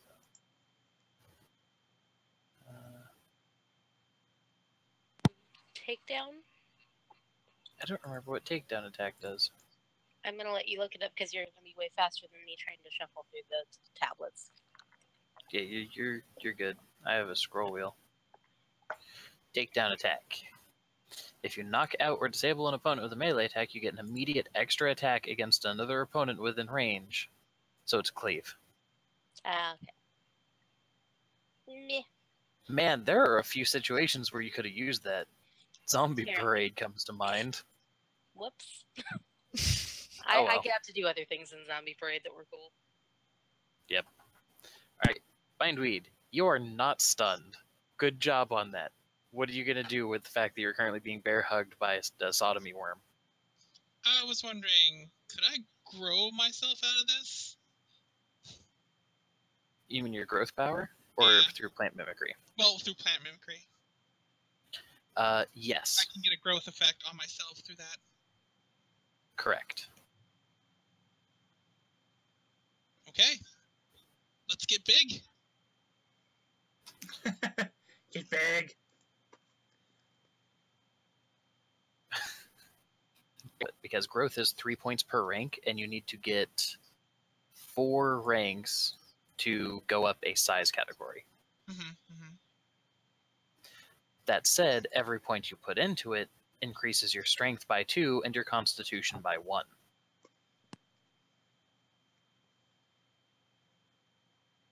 So how many points do you have available? Well, I obviously need to keep the immunities, but otherwise, that's a total of potentially 12 points if I want to take off. Just go for it. Okay, so do you want to do the full go for it thing, or do you want to keep your immunities going?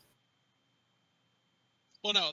If I got 12 points I can throw in,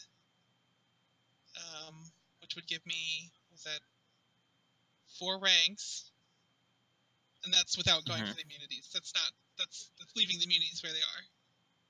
Oh, okay. So that'll give you an additional +2 modifier to your constitution. So, okay. So you do that, get that, and then you would go up to large size, giving you a +4 grapple modifier, and you now weigh about 500 pounds.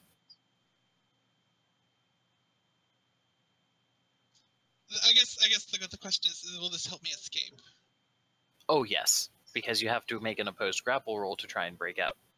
Okay, then we're gonna do that. Okay. We're gonna get large. Make Bindweed angry. Bindweed smash. Okay, so roll your attack plus your new strength modifier, which is going to be. Oh, helps if I'm on the right one. Over the cell I just highlighted. Oh, you actually have a strength modifier now. Good job.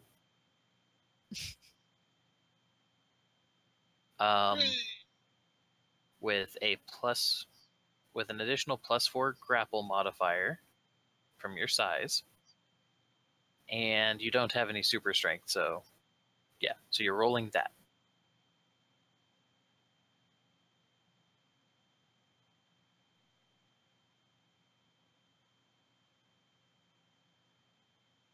That's a melee attack, right? Yes. And they have to roll theirs to oppose you.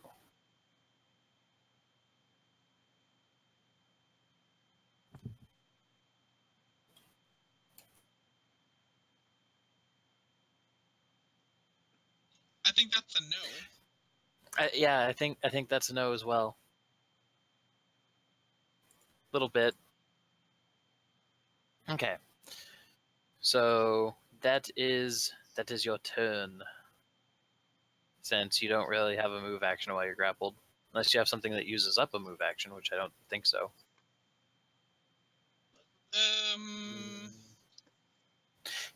If you had a plant on your person that was the same size as you could teleport. Right. Okay. So next up, it is now Trill's turn again. Well, now learning that, hey, everything's amplified, there would be a moment of just, oh shit, on Val's, not Val, wrong character, Trill's expression, and then we're going back to trying to stun. Now, instead of the one, because now it's, light bound, aiming for one of the other ones. Okay. Range attack.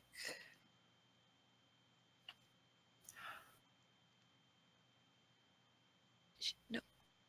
There. Oh, come on! Do you want to spend a hero point? No. Okay. So you're currently standing next to Lumen and being protected by her stuff. So are you just gonna kind of loiter next to the protective Rainbow Lantern? Okay. Speaking of Rainbow Lantern, Yes. what is the gay agenda doing this turn? Alright. So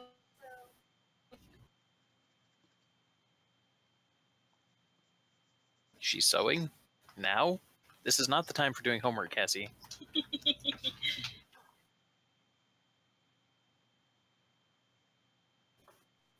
sorry. I was going to use. I'm switching to my move object power because I want to try to grab one and throw it against, not throw it, but smash it against the ocean floor, as it were. Okay. Basically, back. I use move object to grapple, and then I'm gonna move it.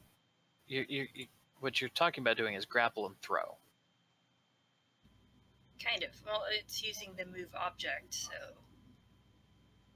I don't know. Because if 1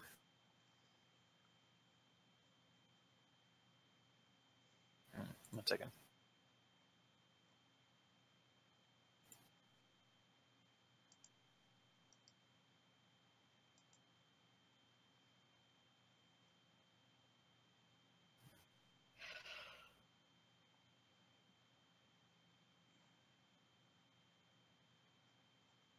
If not, then I'll just keep snare.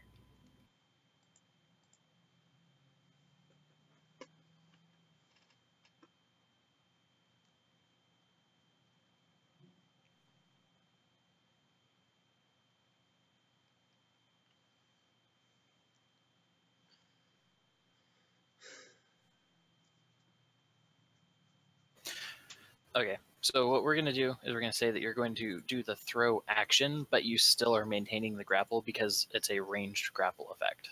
Okay. And we'll just have to look it up later to be sure. Alright. Okay, so you can pick up and throw your opponent like an inanimate object. The throw occurs as a move action as part of the grapple. The distance you can throw an opponent is based on weight like any other object, and the throw automatically ends. Okay, we're ignoring that part. So, what is the strength of your move object effect? It is 5 times your power rank. Which is 11, so 55.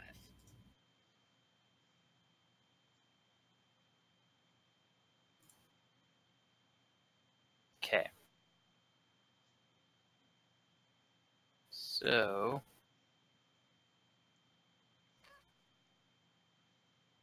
characters can throw any object they can lift up to a heavy load. You cannot throw your maximum load.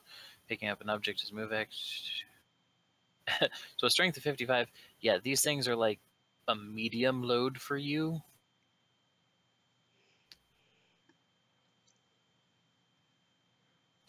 No, they're actually a light load.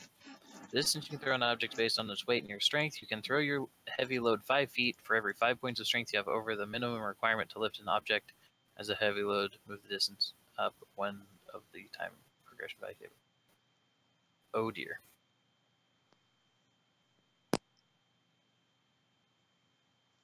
So 30 points more than needed than to lift it.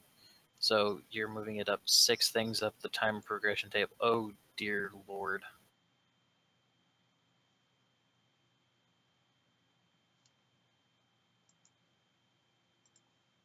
Okay, 1 second. I have to go find that damn table.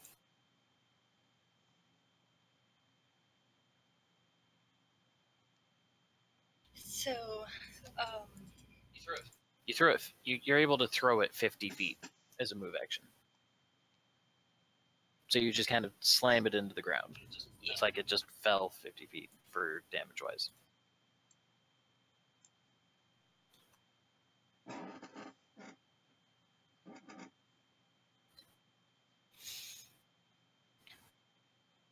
It did not make it. It hits the bottom, and something must have cracked and whatnot as it shorts out and has like an epileptic fit at the bottom of the ocean. Okay, Digger, you're up. You're stunned. It's not your turn anymore. by the way, thank you for giving us non-sentient creatures to fight. So you can get your murder on? Yeah, like I wouldn't do that to a person. Even if it was Hitler. Well, and to be fair, here's the other thing about it, though. It is assumed that all of the damage that you guys do is non-lethal, remember? Okay, so let's see. How many were left? There was... Oh, crap. We didn't roll the toughness save for the things that were being constricted in Bindweed's plant, and it didn't try to grab any more guys on her turn. No, poopy. Oops. Made it. Okay. If you want to roll its attack roll on... But we'll just say that it's going to go on the same turn as these guys from now on. If you want to go ahead and roll it making 4 more... 4 more attack attempts. Okie doke. That would be fantastico.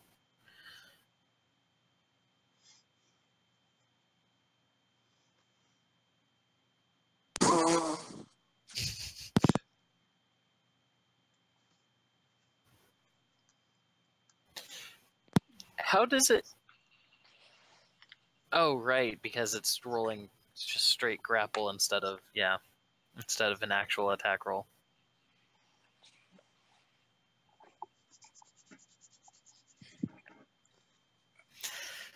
Man, get this shit or chokehold. So... Do what? Get this summon the chokehold feat. Yeah, no shit.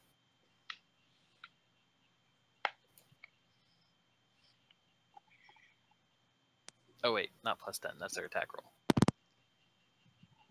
I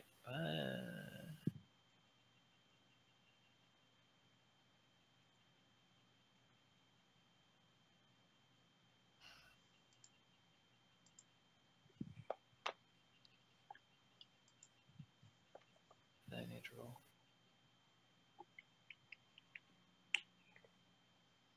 Right, plus 15 for their thing.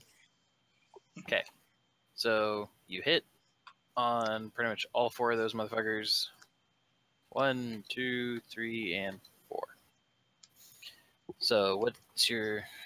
So your snare is rank 6.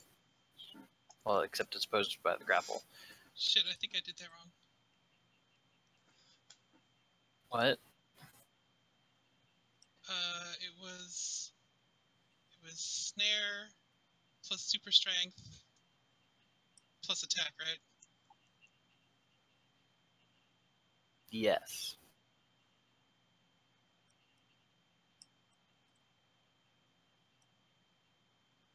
Well, actually, I'm not. Hold on, I don't think you add the snare to the grapple modifier. Let me double check that.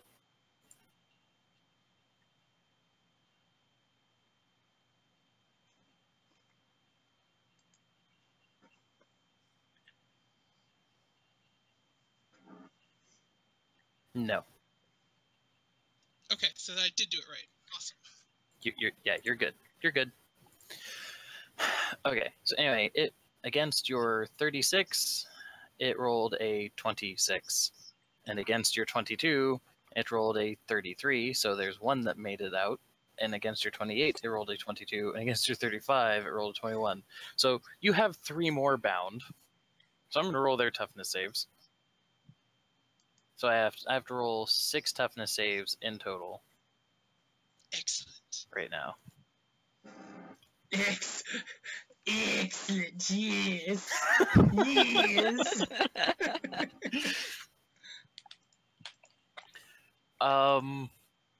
And it's against half of your snares rank. And your snares rank 6, so they have to roll a 18 or better. Well, one of them gets crushed. There are now 5 that are snared.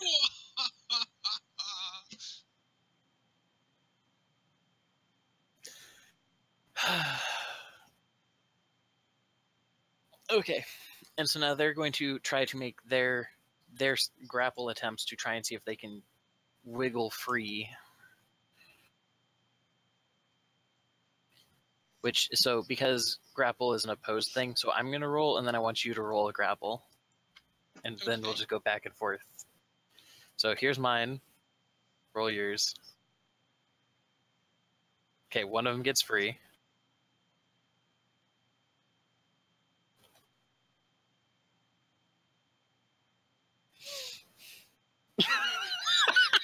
That's just middle finger. I rolled a 21. Woo!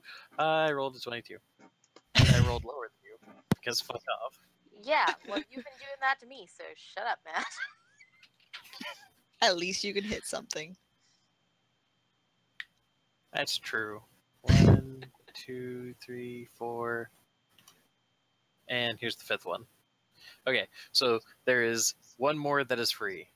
And, crap, I accidentally. Okay, so I deleted my GM note, apparently. How many of these motherfuckers are left alive? There's the one on Digger, there's the one on Bindweed. There's 5 that are bound up in the thing. So that and 2 have been actually taken out. So there are 3 that are still loose.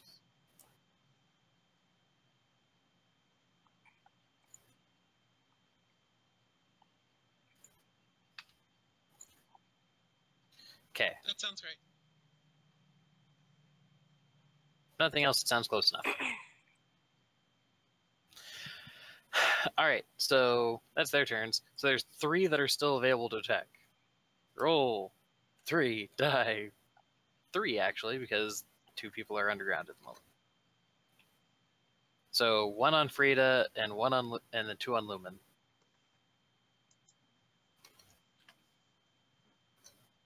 So, yep, that hits Frida. So go ahead and roll me your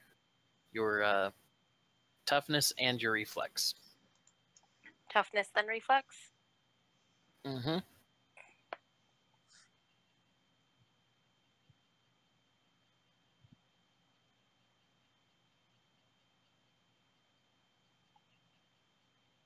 Plus 15.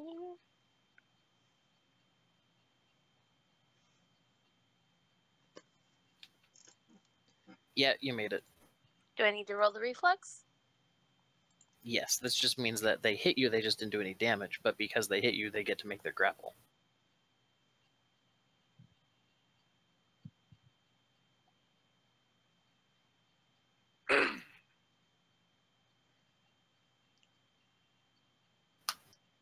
You have to beat a 17. So, yay! You win! Yay! Alright, so it whacked you, but it didn't hurt you, and it didn't grab you either. Yay! Roll that. You made it roll out of the way. So that said, now it's Lumen's turn to get to get whacked. Hey, Cassie, guess what? They hit you. Because you can't dodge for shit. So, that said, they can't hurt you, so go ahead and just skip the toughness save, Miss fucking Impervious. But now you have to roll me your reflex.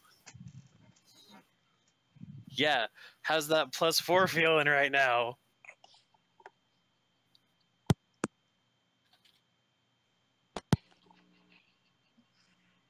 Motherfucker. Ha ha! Oh. Okay, so yeah, the first one grabbed you. Hey Trill, I kind of apologize, but you just lost your rainbow lantern as she gets dragged under the ground. The look of horror.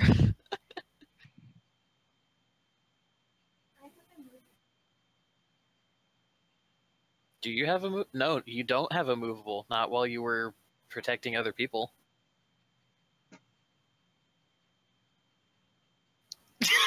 She's over there. Shit.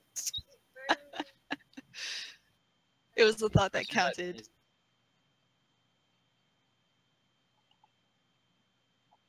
Click top. Okay, so I have impervious. I don't have immovable at all. Do I not have immovable at all? Not while you have your aura one I meant active. otherwise. No, okay, if you have your personal force field, the one that only affects you, that one is linked to your immovable trait. Okay, got it. But because you were using the one that projects your field over whoever is adjacent to you, you did not have a movable. Okay. So you are currently under the ground. Roll me another toughness save. Oh wait, impervious. Middle finger. She's dancing in her chair. She will get spanked later. Anyway, so that is pretty much the end of that then. Frida, 3 of your compatriots have been dragged beneath the ocean. Tough shit. They're on their own. I can't follow there. I mean, it's pretty. They are leaving behind it. Oh. The digger bots do leave behind a tunnel, but there's Snowball's still chance in hell of you catching them. That are up here, right? Correct. Okay. With 5 more entangled, and one of them did get out of the entanglement, so you know it's not 100%. Cool. So I have a question. So I know how I can set up these things up in the future, possibly right now. If I wanted to throw one of them and open a gate to another dimension, can I do that in one turn, or do I have to open the gate, wait a round, then throw them?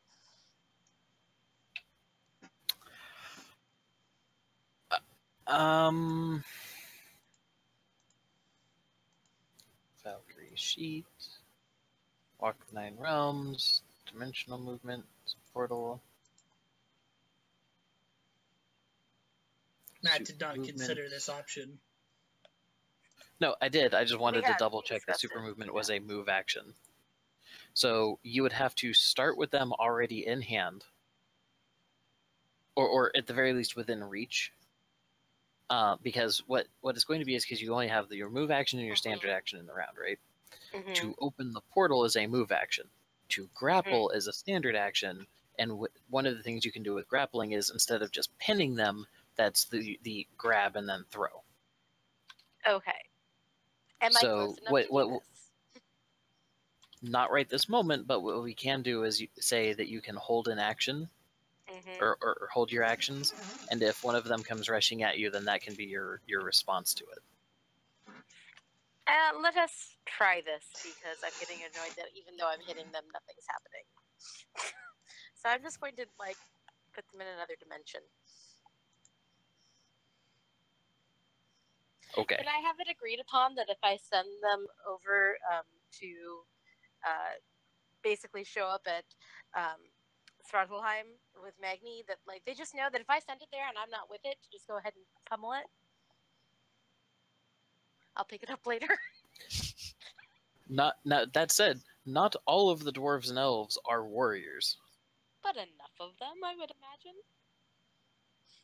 imagine. What I'm saying is, you may be throwing this thing in to cause civilian casualties.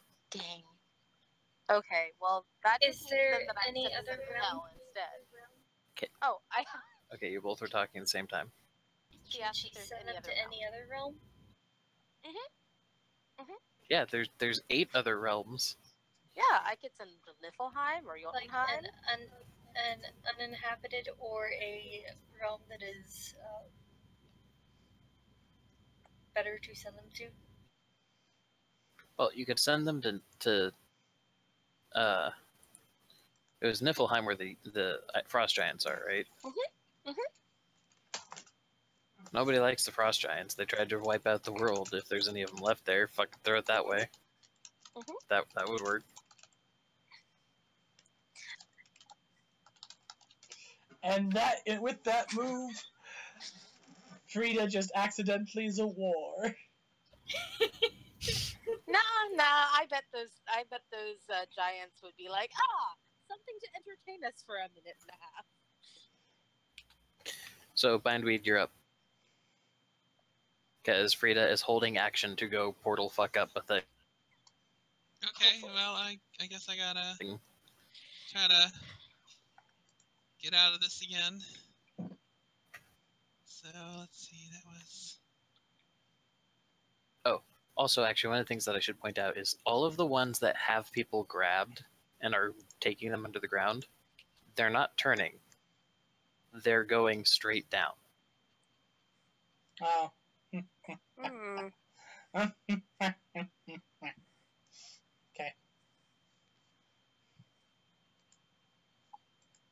So, yeah, that was, what, the strength modifier and my melee attack? Plus, with a +4 from your size. Oh, right. Okay.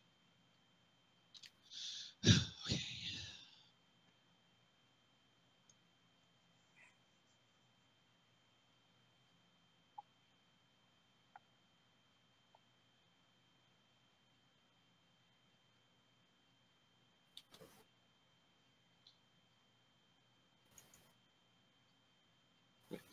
+14? Melee attack is 6. Strength modifier.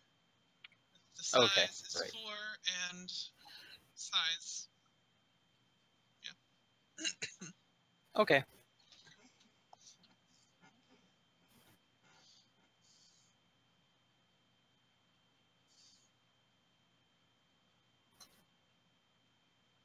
Are you fucking kidding me?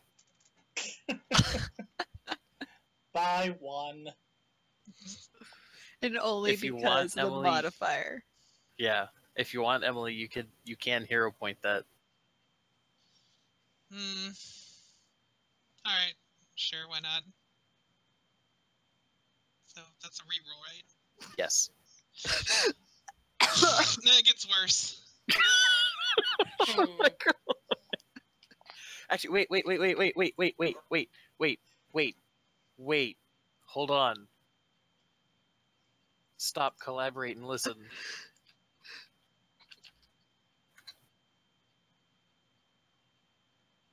One hero point allows you to reroll any die you make and take the better of the 2 rolls. On a result of 1 through 10, on the second roll, add 10 to the result. Yeah, Oh, sure. You're So you- guaranteed a 10. You just got a 30. Hooray! Congratulations. You are now in control of the grapple. So, That's right, bitches. So, you can deal damage like an unarmed strike. You can throw it. You can pin it. You can break, break the hold an opponent has over an ally, or you can just escape the grapple.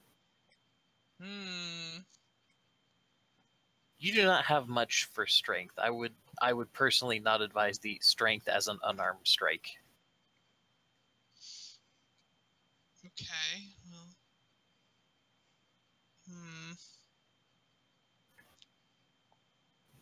problem with escaping is that it just then grabs me again on its turn.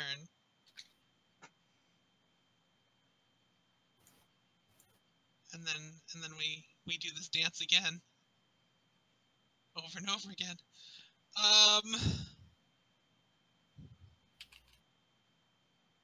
What if I pin it? But then it's still, we're still in the same place and the same thing happens over. Fuck, I don't know. Yeah, but that's the thing. If you pin it, it can't carry you further underneath the ground. Well, I suppose that's true. It has to make another check to change it too. I'm a pin it. Okay. So you have, so you have one of the golden maws here in a full Nelson. Somehow. Somehow.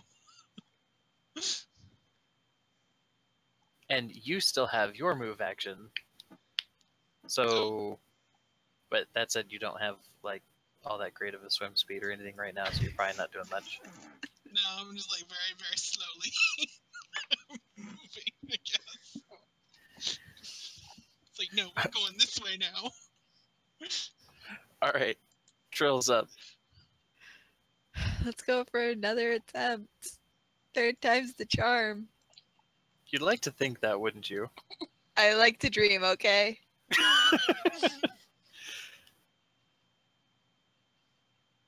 Hey, you hit it! Told you! Hooray! Alright, everybody clap for Casey. Okay, it sounded like Josh was just fapping really aggressively, I guess. I was doing a golf clap. You shut your mouth. Isn't golf clap supposed to be, like, really slow? It's supposed to be quiet. It's supposed to be quiet. Okay, so Casey, were you using... That was a stun. Were you using your blast or your stun? Stun. Because it's a robot and stun involves a fortitude save. Which it probably has pretty high fortitude. I got rank 16, so... Well, both are 16, but... All I've heard you do is say 16 twice. Okay.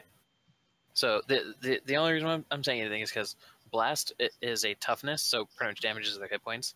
The stun is a potential crowd control and knockout, but it requires a fortitude save, and these things are robots. Yeah, let's go with blast. Okay. And also, I'm going to give you a 15% chance to say that there was a second one in the area. It did not do it. Okay. So here's his toughness save. He did not make it. He did not make it by a lot. You sonic blast this motherfucker and just it shatters into millions of pieces, and they all start sinking to the bottom of the ocean. Like it was swimming at you, and you just say, no. Hold out your hand, shockwave comes out. Boom! Gone. Get wrecked. Yep. So you do still have your move. Do you have anything that you want to do? Movement-wise, term range, no. Okay, because as an option, follow. Huh? I'm not fast enough to go down and try and follow them. No, but if they continue to try and attack and chase you, you could lead them into the hentai death trap. How far away is that from? Not very. You could get there on this turn. Yeah, let's move within range of it. Not enough to get grabbed, obviously. Oh, it has selective. You would know this. It knows, but they all, any of the ones that she creates, so they just automatically know better than to grab you guys. All right. No hanky-panky with the team.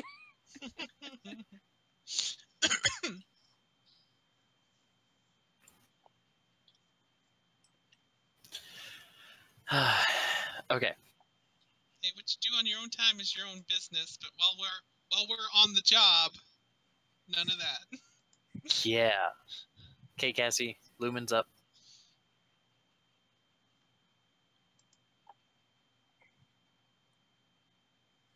Well, first thing I'm gonna do is switch my aura to personal for my shield. Mm-hmm. Okay, the moment that happens, all downward momentum just stops. Like, immediately. Cassie has 14 ranks of immovable. Concentration check. Well, I don't need that for Yes, you do. for my aura or for my thing. I thought we didn't have it on my force field. See, all of these that have the flaw on there require a concentration check. Okay, I thought I didn't need it on the force field. Okay, concentrated. So, wait, what was the rank of your move? Okay, rank 12. Okay, you barely concentrated because it's 10 plus power rank. I have rank 12. So Yes, so it would be the highest of whichever power rank is there. anyway, I concentrated.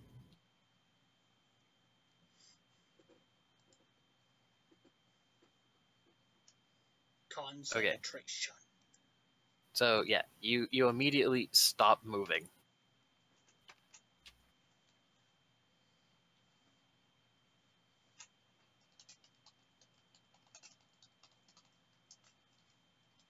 Okay, so I'm currently grappled.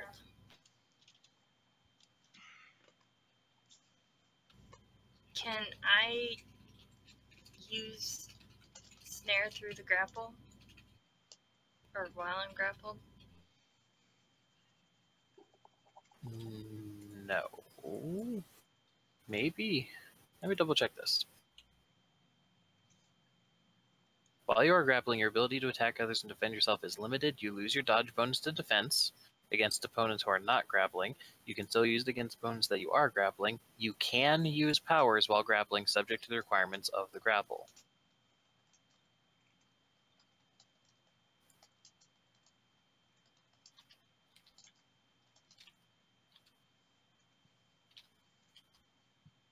Yes, you can use your powers.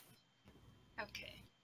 Because basically, I wanted to use a snare to grapple the dude, or the bot, because if I have the bot grappled, it will hopefully try and break free from that grapple, thus releasing me.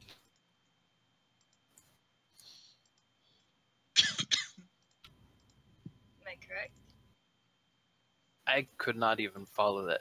The best I can get is you're trying to use your snare to grapple them with your snare, but you're trying because your snare is not a grapple. You did not take the trait that makes it a grapple. You can grapple with move object. Okay. Well, that one then. Okay.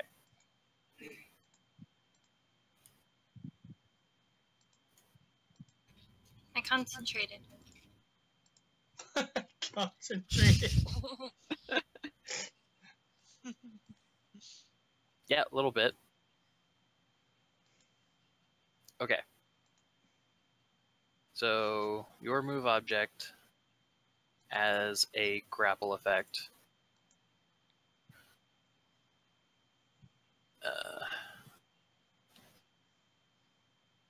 Strength bonus equal to your power rank. So you are going to be rolling your ranged attack bonus, plus your move object love rank. Is that my phone or your phone that keeps dinging? Well, make it stop. It's fine. I'll get to it in a minute. Okay, so attack bonus plus your move object thing and size modifier and super strength do not count. So roll that.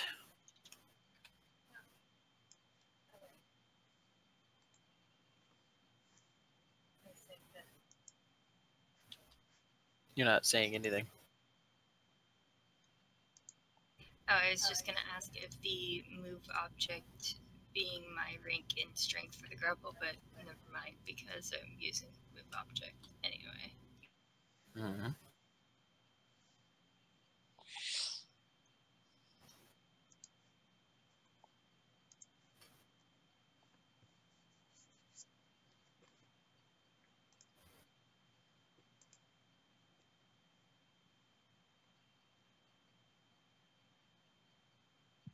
Yeah, I think you win.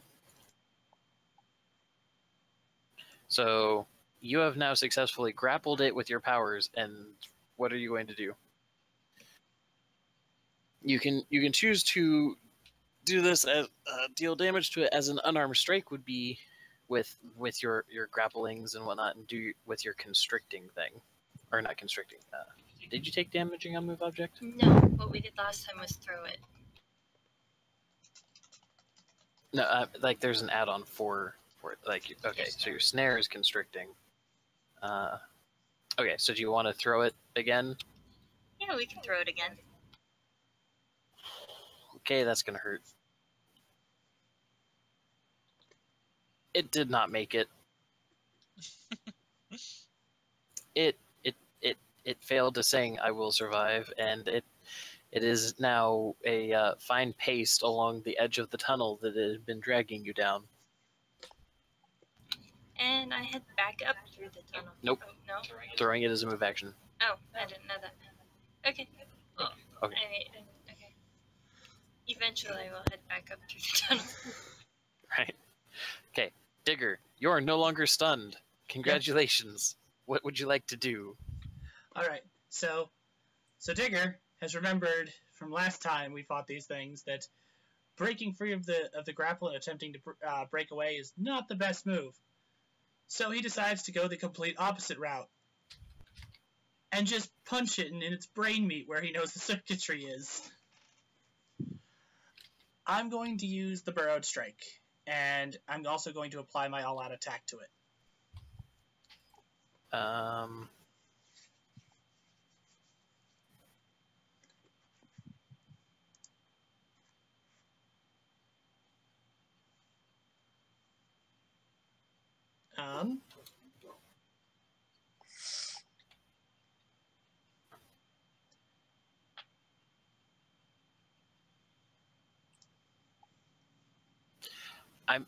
explained. So it has you pinned, like you are Oh. actually pinned. Oh, we're pinned, so I have to Yeah. make a grapple check. Yeah. Okay. Like Cassie was able to get around being pinned because she projects the energy out from herself, Okay. whereas yours needs to require that you actually have full range of movement. Yeah, so Fair it's got you pinned and is dragging you through the ground the same way that you do to other people.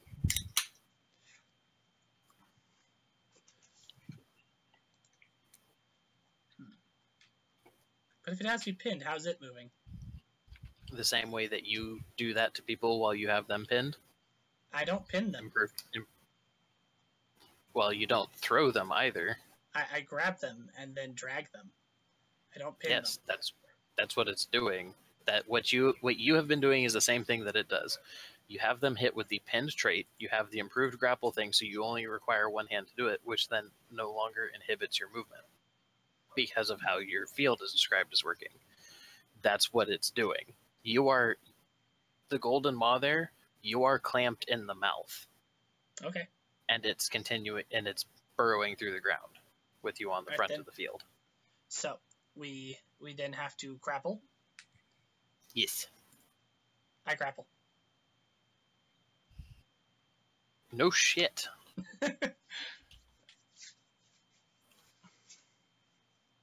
Yeah, I think you grappled a lot. Okay.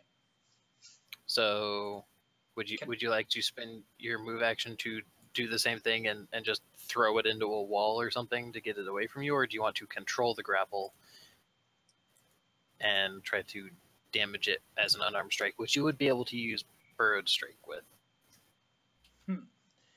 Yeah, let's do that. I'm also going to apply the all-out attack to it, so I'll take -5 to my defense until my next turn, in exchange for +5 to the attack. Okay. Boop. And of course I'd roll a 1. Of course I roll a 1. To be fair, you hit. Yeah. But still, I'm like... What's the strength on your attack again? Let's see. It is a... Did I just close the character sheet? Yes, I did. It's a rank 10 strike with a +5 from +8. all. plus mighty, plus the +5 for all-out attack. Yeah, it did not. Well, no, because I thought the all-out attack was for the offense or for the attack roll, not the damage. Let me look that Was up. it? It's close enough in the feat descriptions. All-out attack is where's all-out attack? When you make an attack, you can take a penalty of up to -5 on your defense and add the same number to your attack bonus, making it more accurate. Yeah, so it's not additional damage. It's just attack bonus. Either way, he failed. Okay. He failed by 1 then instead of by 6. By 5. So you break out of this thing and you spin around, and using the momentum that it had already built up for you, you just like freaking uppercut this motherfucker and slam it into the wall and through its field or whatever, and poof, it's just done. Digger takes a moment, looks at it, and goes, "I've been fighting you guys for a year. This shit ain't gonna work no more." You guys haven't fought these since Colorado. Digger's been training with the leftover Digger bots in the training room the past year. Okay, that I've been works. fighting you for a year. This shit ain't gonna work no more. Okay, so there is 2 of them available at the surface. Well, actually, I need to roll to see which ones try and escape from the Uber plant.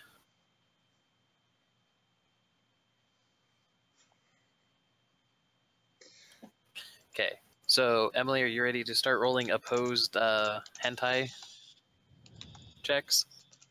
Okie dokie.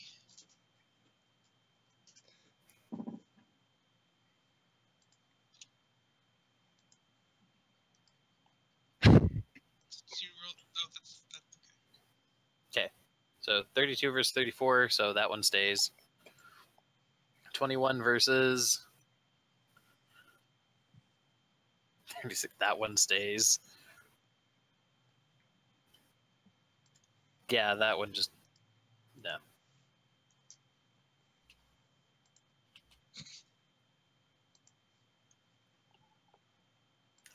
Okay, so there are 5 still trapped. So that means that there are only 2 available to try and attack people. That means we're gonna roll. Let's see. The only people that are above the ground at the moment are still just the 2 of you, of Frida and Trill, and they're both going after Frida. Now, I had reserved my action. Correct. So how does this work? So you're going to make your own grapple roll. Which is because I actually was not able to. That's fine. It is going to be your melee attack bonus Okay, plus 10, plus your strength modifier plus 5. plus your super strength modifier.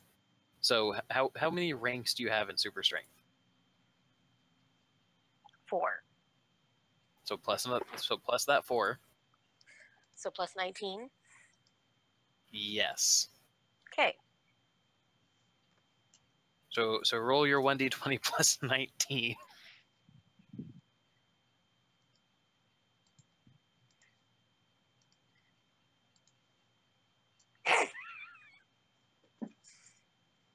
Hey, Annie. Yeah. I think you won. Yay. Okay, so this thing is swimming at you, and you just grab it by its maws, right? And then she concentrates for just a moment, and then opens up a portal to, I don't know, pick a plane. Oh, how about Niflheim? The ice giants probably were all excited when we almost go through the gate last year. Okay, so They deserve a present. So you open up the gate behind you and use the friggin' Diggerbot's own momentum against it, and you just chuck it through there. And close the gate. And then the gate closes. Congratulations, Annie. You just made now I'm this. just curious. I am just curious. Is he now frozen in ice since he was going through a portal underwater, going to the ice giant's realm. Kinda, yeah. There's a just giant curious. ice block with a fucking digger bot in it. Just curious. Because you opened that portal and water immediately would have started rushing into it. Because there's a lot of pressure there. In fact, there might be a dead Jotun on the other side of that portal at this point. Who fucking knows? Not me. Just out of nowhere, this Jotun wife is making its Jotun dinner for its Jotun babies and family and whatnot. And next thing you know, like you hear this whooshing sound as a portal opens up behind you, and you don't even have the time to turn around before the 5 foot across jet of water with thousands of pounds of pressure per square inch slams into your spine and shatters it. Don't forget the giant robot. Oh yeah, and then the fucking robot comes through as well, and so your spine is definitely shattered by this point, and then the portal closes and your house just becomes a giant fucking ice cube. Congratulations. I hope you're proud of yourself. I'm okay with it.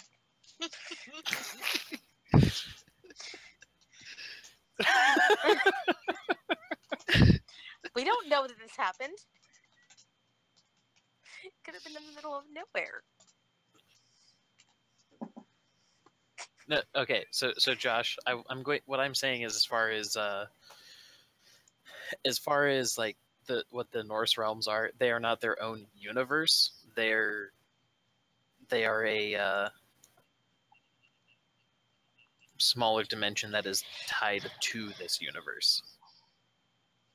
Otherwise, Magni would have like infinite fucking cousins visiting him all the damn time. Mm-hmm.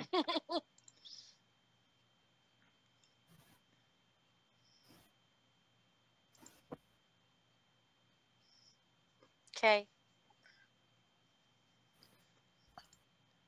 Couldn't you have just like closed the portal while it was halfway through and cut it in half? No. Are you I mean, sure? I would say yes, but I'm gonna go with no because I don't want to bastardize the mechanics quite that much. If we end up going through a narrative thing and whatnot where it makes more sense, then sure, maybe. Kel Jaden's upper half is through the Sunwell portal, his lower half isn't. I close the portal. Well, that's all she wrote. This seems like a perfectly legitimate way to kill a demon god, honestly. Yeah. Okay, so we're down to one. Who's going to attack me next? Yep.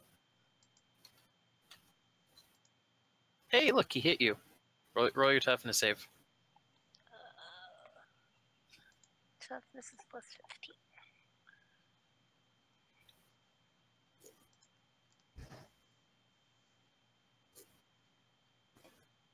Just think we haven't even gotten to the meaty part of the adventure yet. Haven't we? Haven't we really? No. Nope. Okay. You did not make your save by 1 point. You Got have 1 point of bruised. I regen on the next turn. Shut the fuck up. And this is the second time I've ever been bruised. I know. You finally, in Frida's whole career as a hero so far, in these sessions, you have finally taken your 2nd point of damage. Mm-hmm. Contrary to previous records, so far, Trill has not taken any. Don't jinx it.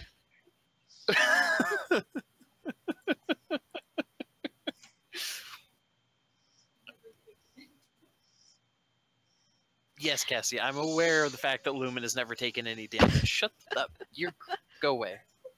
Shoo.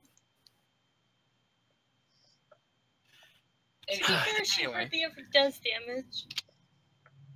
Also true. Honestly, I think you have, in this session, done as much damage as you did in the entire first season. If not more. Probably. Anyway, Annie, I also need a reflex save out of you. I was wondering. I wanted to be sure.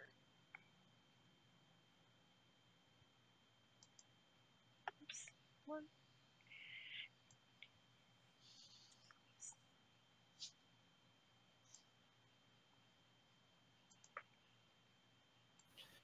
That is insufficient. Mm-hmm. It has grabbed you. Oh my no. nose. What level of impervious do you have again? I forget. I have protection with impervious. So Power 10. rank 10. Okay, yeah. So don't even bother rolling your toughness when it hits you into the ground. Okay. And okay, so then, yeah, Emily, go ahead and roll the grapple for the last one that is not grappled yet. Isn't it the one that has me? Oh, right, yeah, never mind. Derp, derp. Okay. Because there were two. I sent one to another dimension. Second one grabbed me. Okay. Yeah, you're good. I now need to make their toughness saves against the DC 13.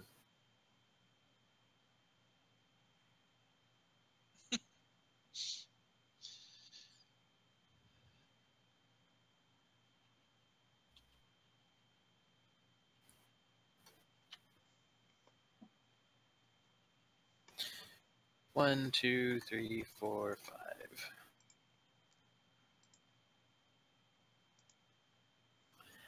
One of them fails, and one of them dies. Finally. Okay. Another No, one. that's the second one you've killed so far. Third one so far. I think honestly, Bindweed by this point has the biggest body count because she's throwing area of effect stuff, persisting area of effect stuff. Did you kill 3? Okay, then you're tied. I thought I only got 2 of them. Oh, you only got 2? Okay, so. so then that means Cassie's in the lead because she said she killed 3. I don't fucking remember. Because I killed the Yeah. first one with the grab or the snare that it failed, and then the second one I threw, and then the third one dragged me into the tunnel and I killed it. Yep. Okay, so next round, Frida. So, since I'm grappled, I have to make a grapple check, right? That's the first thing. Yes. Yes, you do. And that was plus my... Do I get the same strength and Yep, super you still strength? get your full plus 19. Okay. Mm-hmm.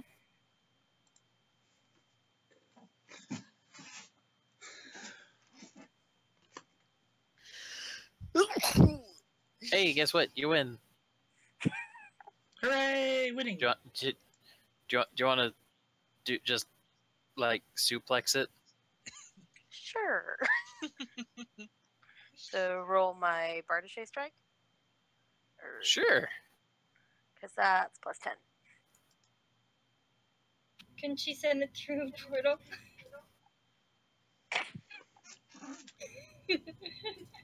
May I, Matt? If you want to throw it through a portal, you have to pick one. Do you want to suplex it with your Bardache strike, or do you want to throw it through a portal?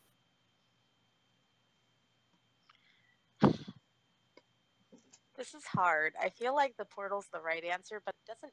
Do I technically get those as kill counts then? Probably. There's no Yes. experience Maybe. in this game. Your kill count doesn't matter.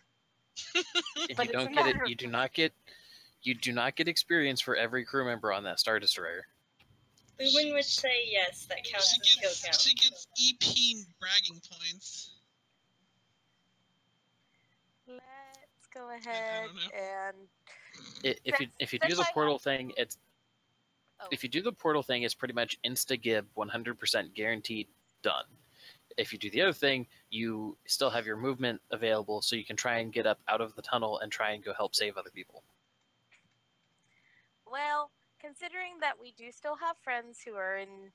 I don't know what their situation is. I would feel some need to at least get rid of this so I can go help deal with the other things, even if it's just finishing pummeling the ones that are ensnared by the plants. So I Okay. guess we're going to send this one probably not to Niflheim, because I will feel like I shouldn't be like sending them all to the same bad place and being extra mean. So this one we'll send to Jotunheim. Okay, so you're using your full turn to throw it through a portal. Yes. Okay. One Because if you D10 would still? have, Mhm. no, you don't have to. You already won Oh. the grapple. Okay. You don't have to do anything else. No, that's good. I understand I won't be able to do anything else, but I mean, pretty much the No, I said you don't need to do anything else. You already won the grapple, so you then get to pick which thing, and you don't have to roll anything to open your portal. So he's done. Yeah, but visually speaking, like she threw the one through the hole, the other one grappled her. She's like, spins him and then throws him too. But this time, instead of an icy world on the other side of the portal, it's hot and fiery. Okay. If you'd have elected to do the Bardache strike and like suplexed it with your weapon, I was gonna have to click on this. I can't hear things though, Matt. I His know name is it is John the Cena. and his name is John Cena, and then fanfare and yeah. Still, there are other things that need to be dealt with. Yep. And effectively just removing them from the fight is sufficient right now. All right. Also, you need to roll me your regeneration stuff. How does that work again? It's your character. It's your job to know these things. I know, but it's been a while. And it doesn't specifically say it right there. It's roll concentration. Or sorry, constitution check. Constitution. So D20 plus 4.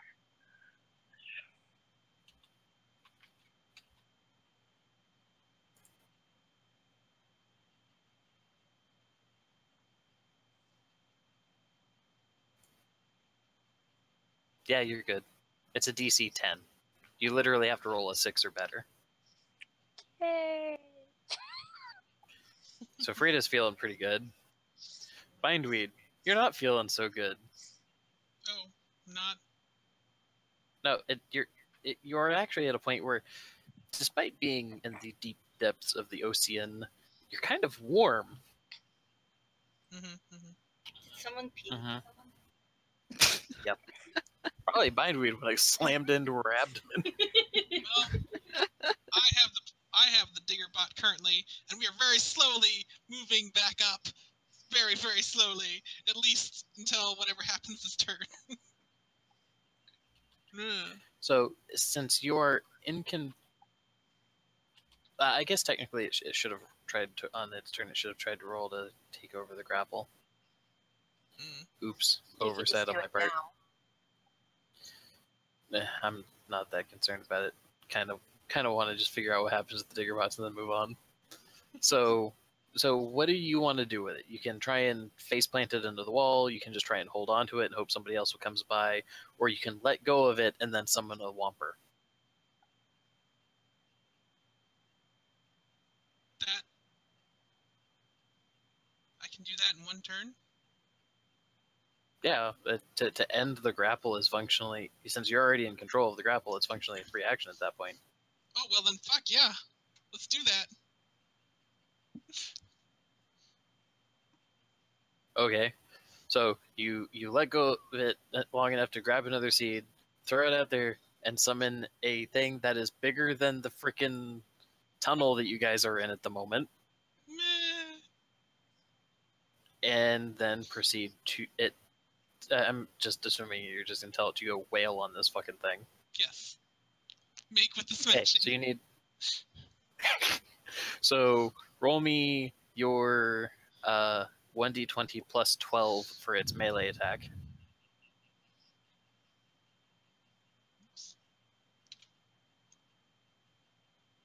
Hey, look, you hit. Hey, Twice. look, it did not Hold on. survive. Oh. Oh, No. right, it can do it twice. That's right. Double. So I would like to point out that it failed the first toughness save in the first place. Definitely failed the second toughness save, and I'm not even going to bother rolling for the stun because they're immune to fortitude. Things that require fortitude save. That's fine. I just want it in tiny, tiny pieces. Just like the real Yeah, digger. It is definitely in tiny, tiny pieces, as we'll say your underwater oak tree just pummeled it into a freaking paste. Hooray!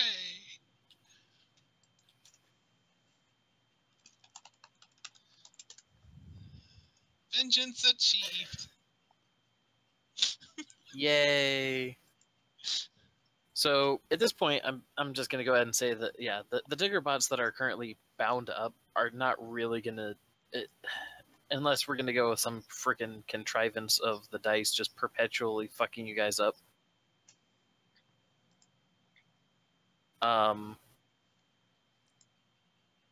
Yeah, you're done, because pretty much I'm imagining that since the hentai one that you summoned can just pull them all into the center, and Trill can area of effect. You see where I'm going with this? Smashy, smashy. Yeah, smashy.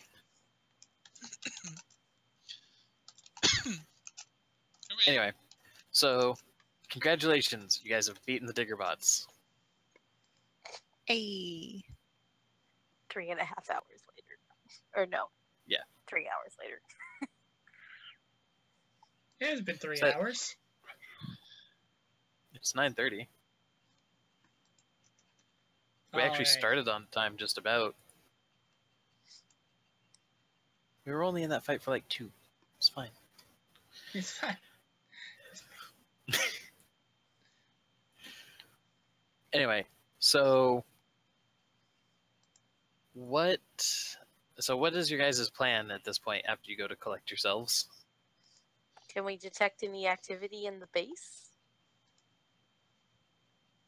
Yes, Digger's tremor sensing and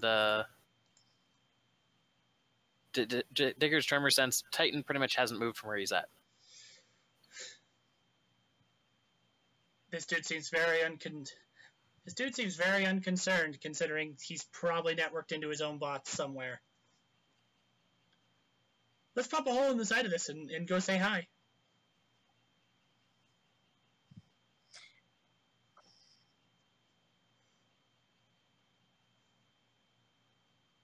Digger waits a moment, because it's obvious he's not going to pop a hole in the side of a metal structure. Well, he could. Other people could just do it better. Just a question. Mm. Should we go after him right this moment, now that we've located his secret underwater base, or should we call for help? Because he didn't seem to care too much about what we did last time. And to be fair, also, we have the situation of he just sent that many and it took us this long to kill it. Well, this long To is be not fair, that the long. fight It was only like took, 3 rounds. Okay, with the Yeah, thought it of took you guys, also, they knocked at least half our party down. Like physically down, not down. Yes and no. They're fast. Yes. And yes, he went through his, like, I don't know, paper last time, but we weren't all together last time. You guys did kind of go up against Titan single file. Yeah, we were not. We weren't really together on that one. This time we are. We can probably handle it. We can still call them. I mean, but let's face it. If his bots knew we were here, then he probably knows that we're here, which means our window has rapidly closed. Well, So, We should call them and let them know where we're at so that if things do go tits up, then they know where he's at. that one. Yeah, make the call, number 1. I look at Base Mom. I'm actually trying to find my nail file. Emily, I'm assuming also that after the fight you do your usual thing of going full regen. yes. Yeah, you would have been fine by the end of this, even if it took you 5 fucking checks to do it. Alright, so comms open. Where exactly are we? Somewhere around the South Atlantic. I sent you a topographic map. Yeah, that's nice. It had a You're in one of the blue parts.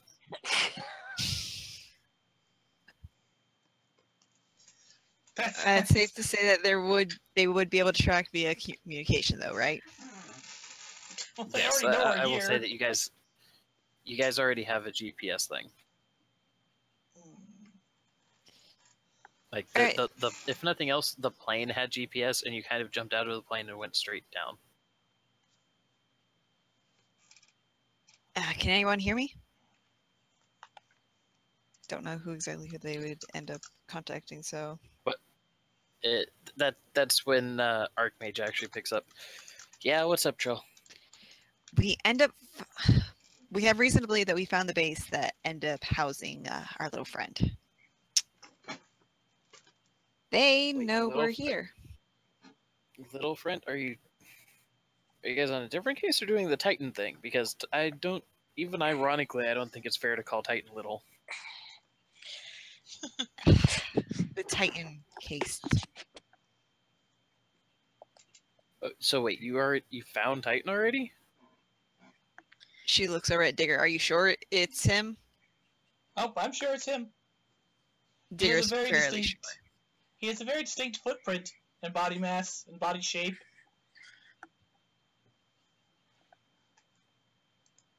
Yeah, it's him. And All we've right, already had a welcome squad. Send me your coordinates. I'm on my way. Consider them sent.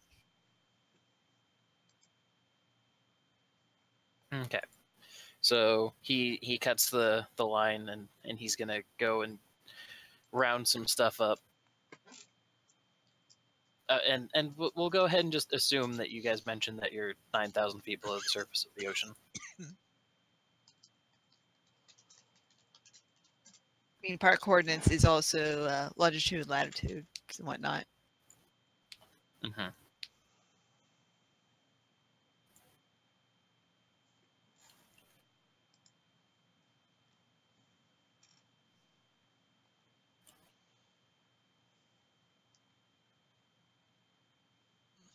will be back. Okay.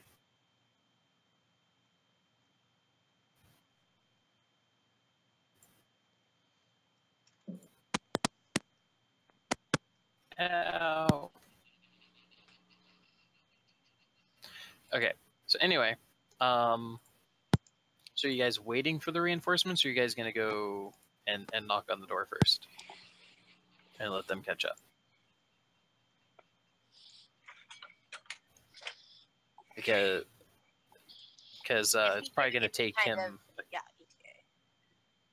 He would have said that it's gonna be a couple minutes as it goes to get some help.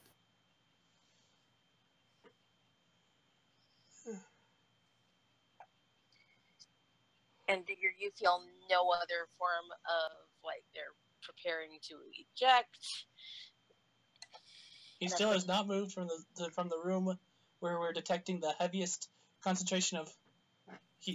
He wanders over and looks at the scanner. Tachyons? What runs on tachyons?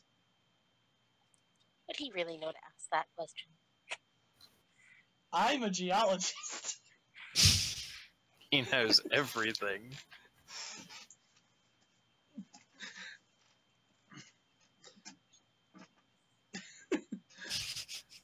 What runs on tachyons? Anyway. Now, excuse me, it said it'd take him a few minutes? Yeah, we got a while. Cool. Because he also has to make a very large portal. I think I'm going to start on intrusion. We can always start our encounter and, start opening the gate, as it were. Well, if you let me do it, it'll be slow, and therefore by the time they get here, I'll have the door open. We could also follow the tunnels that led the digger bots to us. See if there's an easier entry way that way. They were buried outside of the facility. Oh.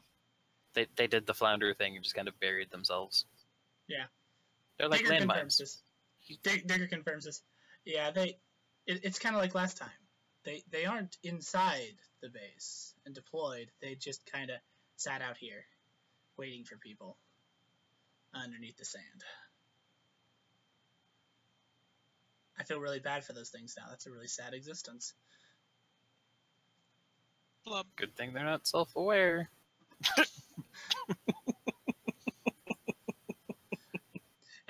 Anyway, Matt. Digger approaches this end. What is it? Is it just a wall? Is it an airlock? Yeah, it's an airlock. Okay. Oh, shoot. Good job.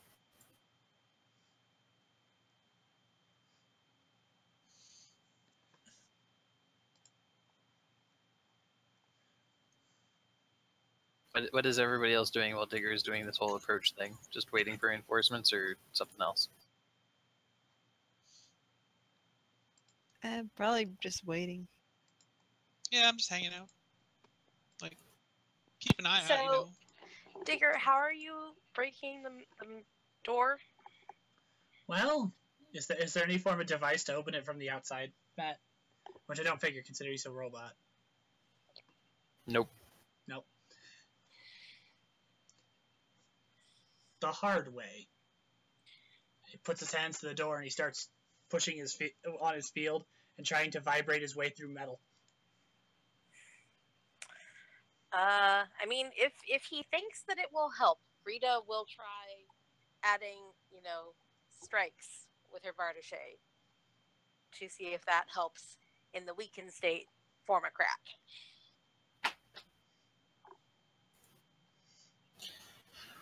Josh, weren't we going to run it as he, Has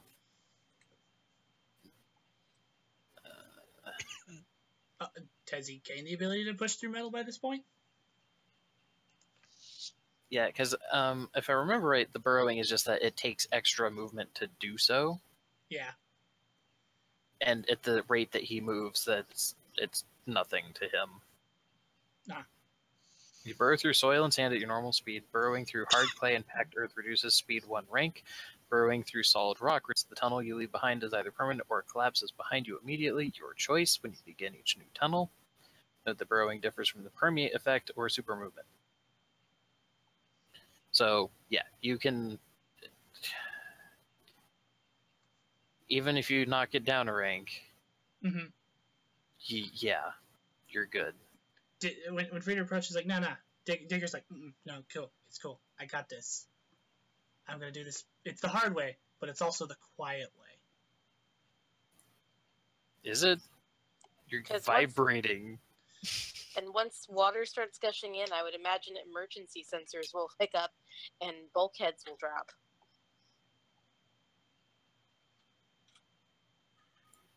Well, I just won't let any water in then, will I? I noticed you just you couldn't see my facial expression. Digger kind of like glances back and forth nervously.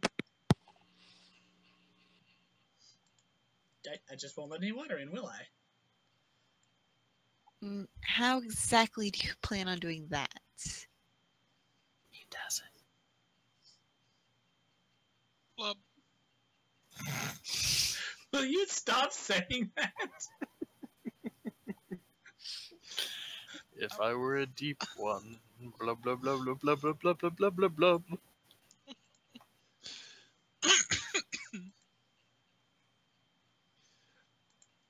Anyway, but yeah, Digger attempts to open this thing carefully and quietly, and take 9 minutes doing so because apparently that's how long it's going to take for people to get here.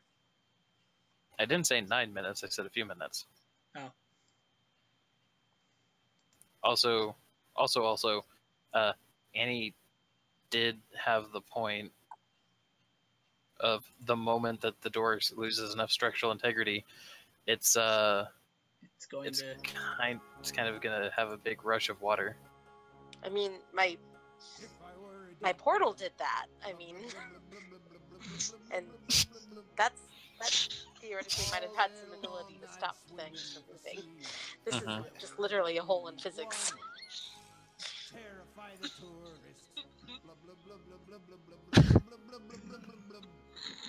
Sorry.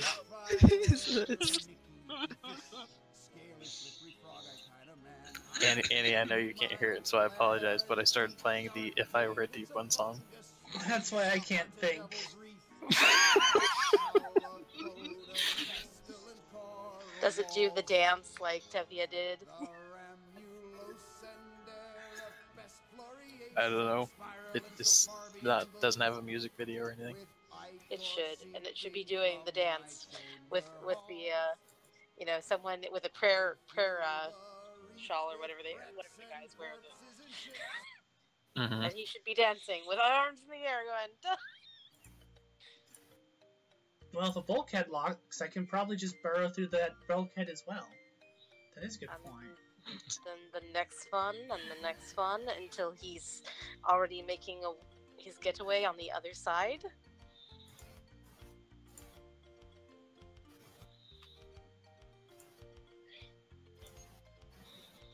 True enough. Would it not be better to see if someone... I mean, maybe we ask if they bring someone with some computer expertise that would allow them to maybe override the locks and everything? No, there's no panel out here or anything. Wi-Fi? How else was At the bottom of the ocean? Come now. I mean, robots. robots. Networks with the robots. That's like asking for zero latency video feed on a wristwatch. It's not going to happen. So at this point, now that we're 6 minutes in since the will be a few minutes thing, the portal just opens up behind you, and through it floats Atlantic, Archmage, and Fuse. Okay. Oh, hey, we were just having a discussion on how to open this door. But now that you're here, I don't see any reason not to worry about it. Fuse just kind of raises her eyebrow at you guys, just like this, and holds out her hand, and pretty much just gives you the very... You've worked enough with this woman to know that the look on her face is all the hint you're going to get of, you should move. Digger moves out of the way. I was going to do something cool. And then a rainbow Kamehameha beam pretty much just rips that door right open. See, I was going to turn it into metal sand. There is a fourth person that came through the portal, by the way. Jupiter. Well, everyone into the breach. You don't get sucked in first, I guess. Anyway. Jupiter ends up just looking over towards the dome that Doofus is at, and he just disappears.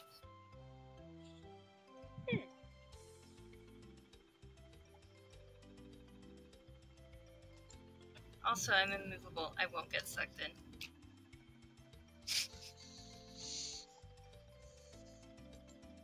I'd be like, nope, I'm staying right here.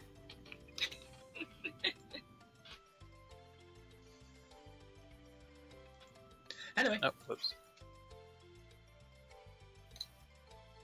Okay, so I'm going to move this forward a little bit, and pretty much you guys go, through the hallways or through the walls or what have you. And once you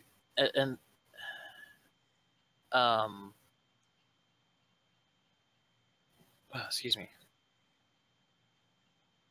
Pretty much Jupiter was just like, nope, I'm just gonna go kick his ass. Just I'm doing my thing.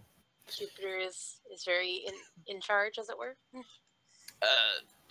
Jupiter is the one who, it's not that he lacks subtlety, he would just very much always prefer to just how to put. He tends to be one of the first in because he has the easiest ability to extract himself from a melee if he needs to. And also getting in there to just start walloping on things is kind of his whole shtick. Because he, since he can't really throw lightning around while underwater without causing collateral. Yeah, that would be a bad time.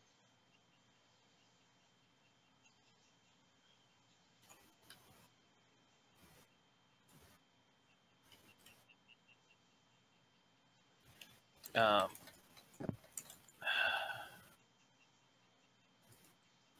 I lost my picture for Atlantic.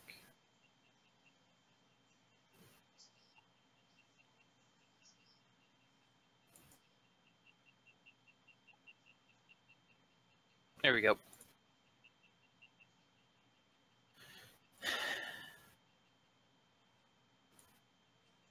So I'm 90% sure that I accidentally deleted a folder that I hadn't meant to.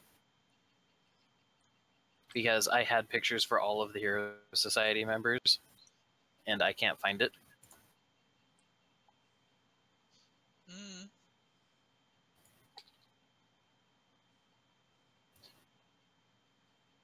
And then head of Archmage.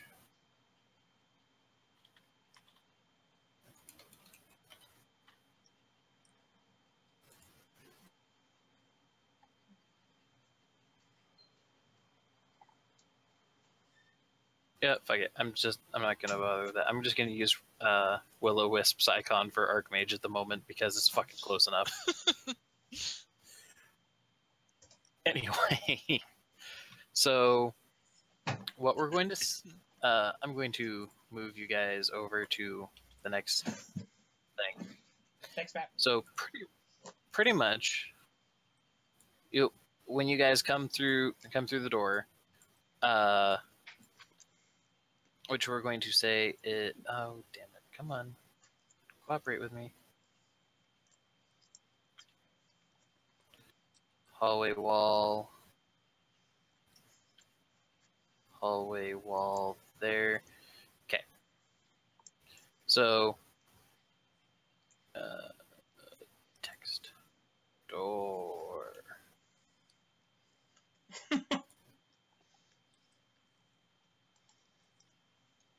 Okay, so there's a door there, and you guys all come zipping in from the door, and you've got Jupiter over there already hand locked with Titan, right?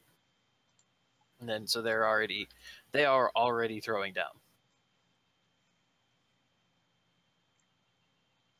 Digger. We need to rename Frida's token to Valkyrie, actually. I think about it. Lumen. Okay. Cool beans. So.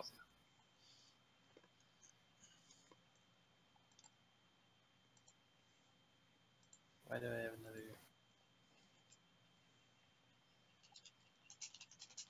Guess I already posted that one.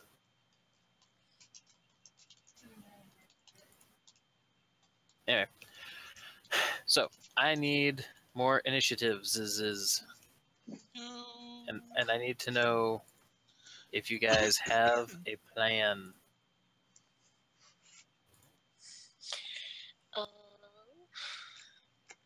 Just a second. Rather you guys need to know if you have a plan. Okay, I'm going to try and make this a quick plan, okay?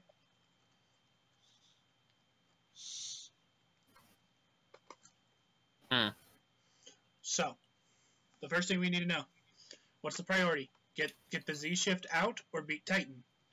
All in favor of beating Titan, say aye now. Aye. Question. No questions. Has anybody looked at the sensor? We were looking at it outside just a few minutes before the people arrived. It has been. It's emanating from him. Oh.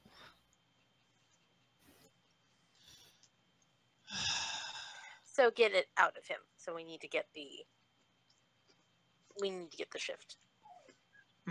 So yeah, I guess that does change my questions. Are we just going to defeat Titan outright?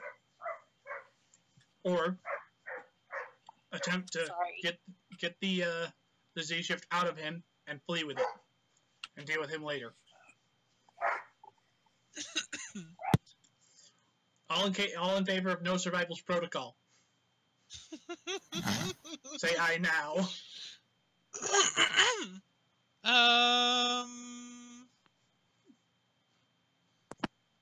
Wait, which one's no survivors protocol?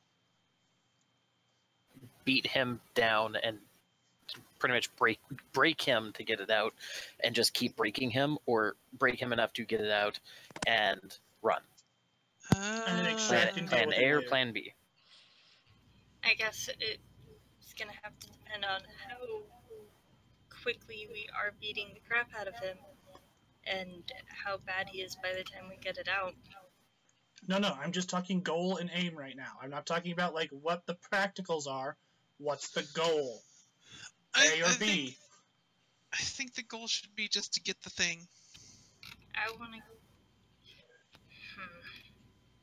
You guys have 30 seconds. Make a decision.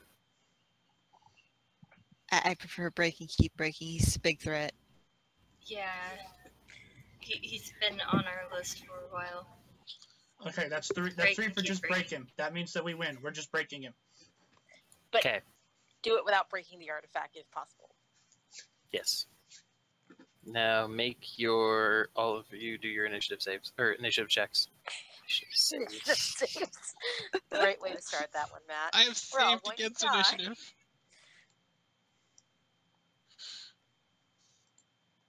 Oh, shit. Okay, I just found the initial picture that I had for Atlantic. Cool deal. Yeah.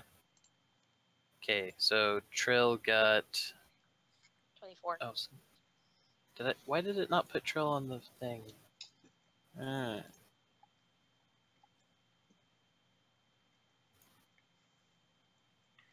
Okay. Okay, so what was Trill's? 24. 24. Lumen. Oh, Cassie, what did you get? 9. Okay. that is painful. Annie. 11. Josh. 17. Okay. It's not that bad.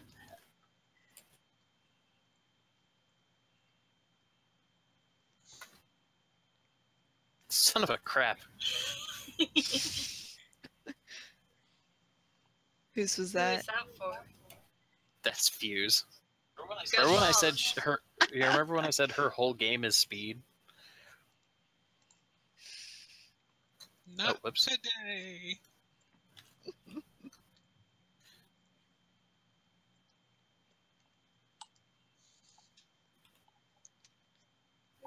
Who tied with me? Archmage. Okay. He still goes first.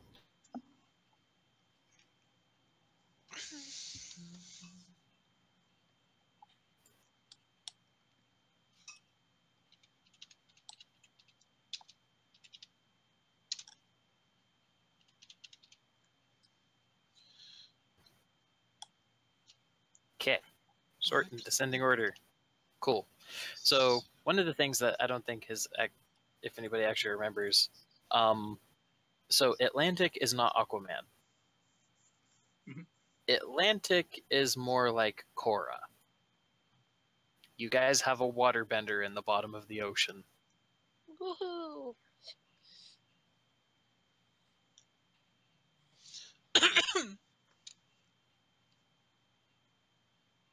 Cassie's considering things, and this has me concerned. So, here's how I want to do this. Okay, Cassie, you're going to use Fuse. The only difference between Lumen and Fuse functionally is that all of Fuse's powers are at rank 15. Like, all of them. And instead of having the 22 impervious toughness. Yeah, she did the opposite of what you did, where you made your toughness go 5 higher. Her defense went 5 higher, and her toughness went 5 lower. So she has a funny enough, actually, that still gives her a total of a 20 toughness, but she only has 10 points of impervious.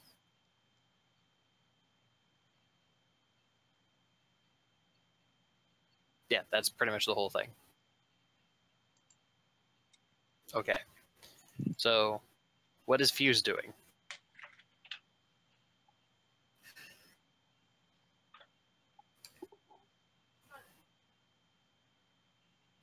Well, has Titan grown the insane amount yet? He's only grown once. It only took you guys like 1 round to get here. And how much room is in this room height-wise? Like 30 feet. I was just wondering if she could... Let me correct that. 30 feet over Titan's head, so it's like a 50-foot roof. Okay. Basically, the question was, or the question I have is, can she move object him and throw him into the ground? Because he's big.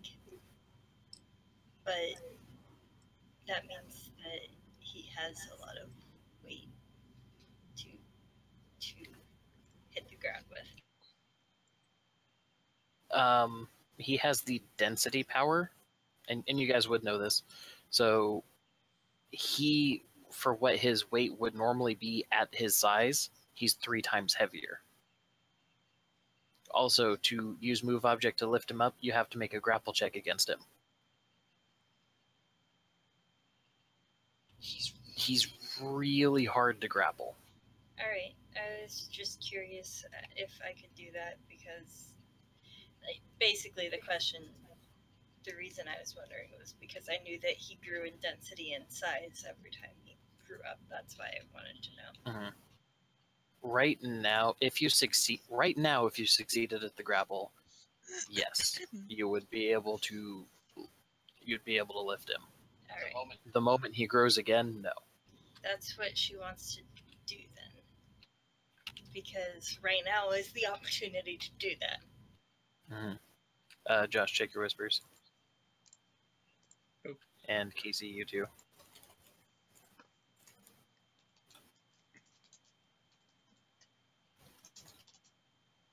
Oh.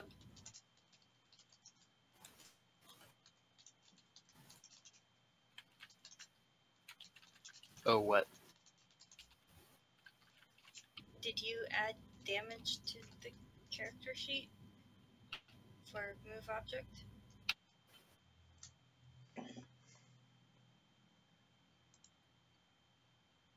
No. What are you talking about?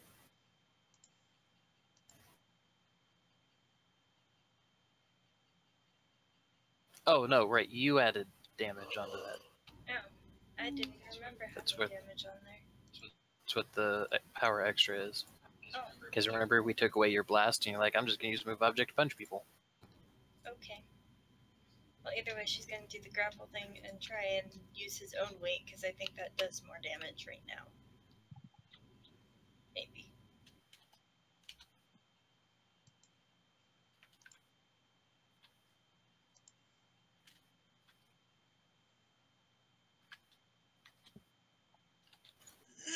What is her ranged attack? All of her stuff is going to be at 15. Okay, I just wasn't sure if her attack itself was 15 too.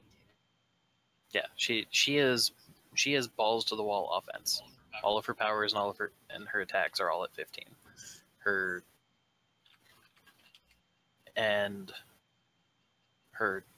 Actually no, because her toughness isn't even a cap. Let me double check that.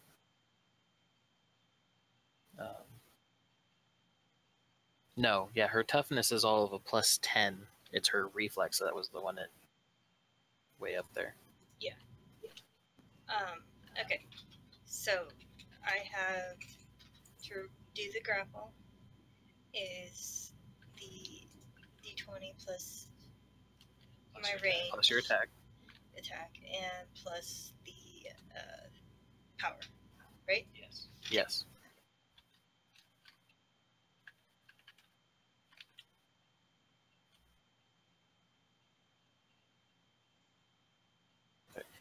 That is the 8 is unfortunate. Having a plus 30 is kind of nice though. Okay.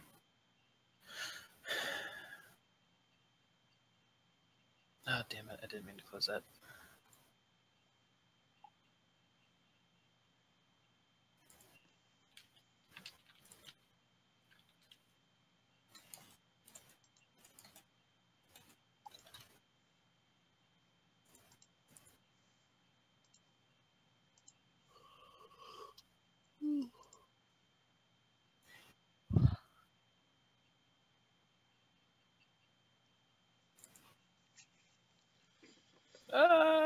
What?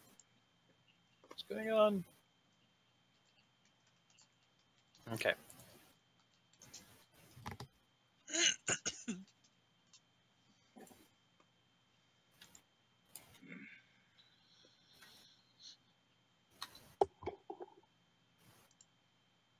Oh crap! Except that didn't take into his growth or his density. Sorry. Plus, so it needs to be 4 higher from density, and his growth has him at plus 8, so 12 higher than that turns it into 30. They fucking tied.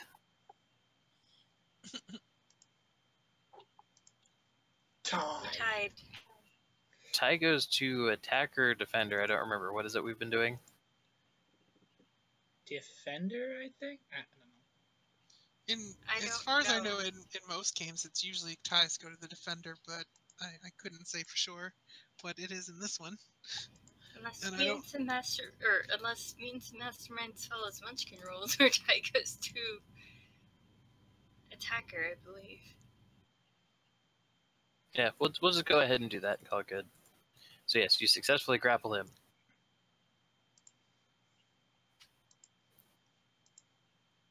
Yay! And basically throw him. Okay, so the damaging rule in here is that your move object can inflict damage like an application of normal strength with bonus equal to its rank. So I could either do that or throw him down. Yeah, functionally it becomes a ranged punch using your move object as...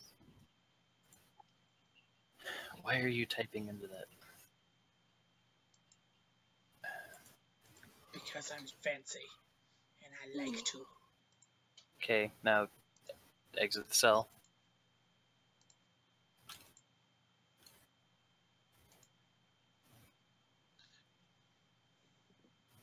Okay, so yeah, that's the thing. Damage pretty much turns into a ranged punch where you'd be doing something like the Bardish Age, what Annie does. You would be just as a damage effect at that point at power rank. So is that just what you wanted to do, or did you want to try and slam him into something? I wanted to slam him because that's basically throwing him, right, and having him take that fall damage.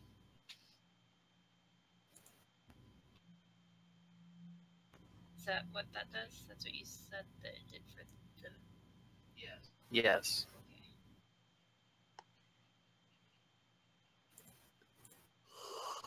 Basically, lift him up and throw him into the ground or something. So I guess here's my question, because it's 10 o'clock already. Mm-hmm. Do we need to save this fight for next week?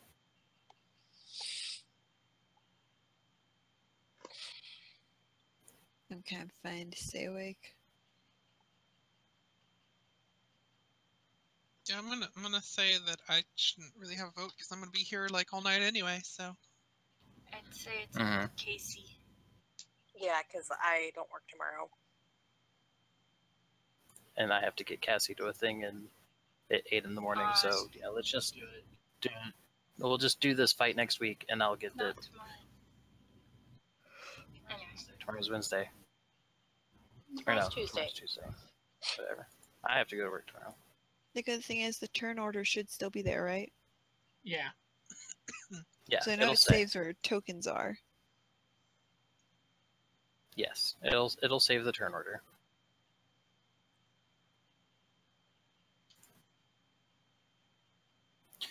So yeah, we'll just leave it at that, and then we can have we can actually get this set up all good and proper. Okay, so apologies for the cliffhanger for those at home, but we have people that stay up all night and have to do stuff early in the morning, and yeah. And we shouldn't be rude like that. Casey's our friend. She's not the only one that has to do stuff. But she's the one most severely affected by the time shift. Fine, then. Yes. Apparently she's- Remember, it's only 10 where you are. It's 1 where I am. It's I okay, know. we can- Remember when I said that I didn't get to bed? I didn't get to sleep until after 7 in the morning. Yeah. There's a reason why I started off really animated, and then that kind of died off pretty quick. Anyway, so any closing thoughts for where we're at now? Okay. Play us some music to take us out. That's just not what I was saying. Hopefully we do not destroy the artifact in the process of destroying him. It's okay. If you do, Light will just draw some carbon rods. Hey, it's okay. So long. Motherfuckers, I wanted to go to an awesome universe. This place sucks. Now I'm stuck here.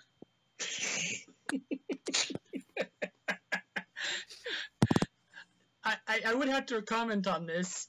Light is the one who pulled hardest for the whole let's just ditch this shitty universe plan. How's that turning out for you, Light? As long as we get the thing back, it's fine. There are superheroes here, though. Remember, she's a superhero She's a too. folk hero. She fits in. I'm a folk hero. All right. Well, we'll see how next week goes. I'm gonna delegate, since we have 5 players and 4 add-ons here. We'll see if people are up for taking control of some of the Hero Society members for this combat next week. Eyebrow waggle. Just as long as you don't Oh. expect me to take on another one. It'll probably be better no. for me next week because right now I'm having a bad day. We're all a little fried. Yeah, we're all a little fried. Anyway, Okay. so I'm not. Anyway, all right. Well, time for our outro. Good night, everybody. We'll see you next week. I would apologize for the cliffhanger, but just fucking suck it up. Good night. good night. Good night.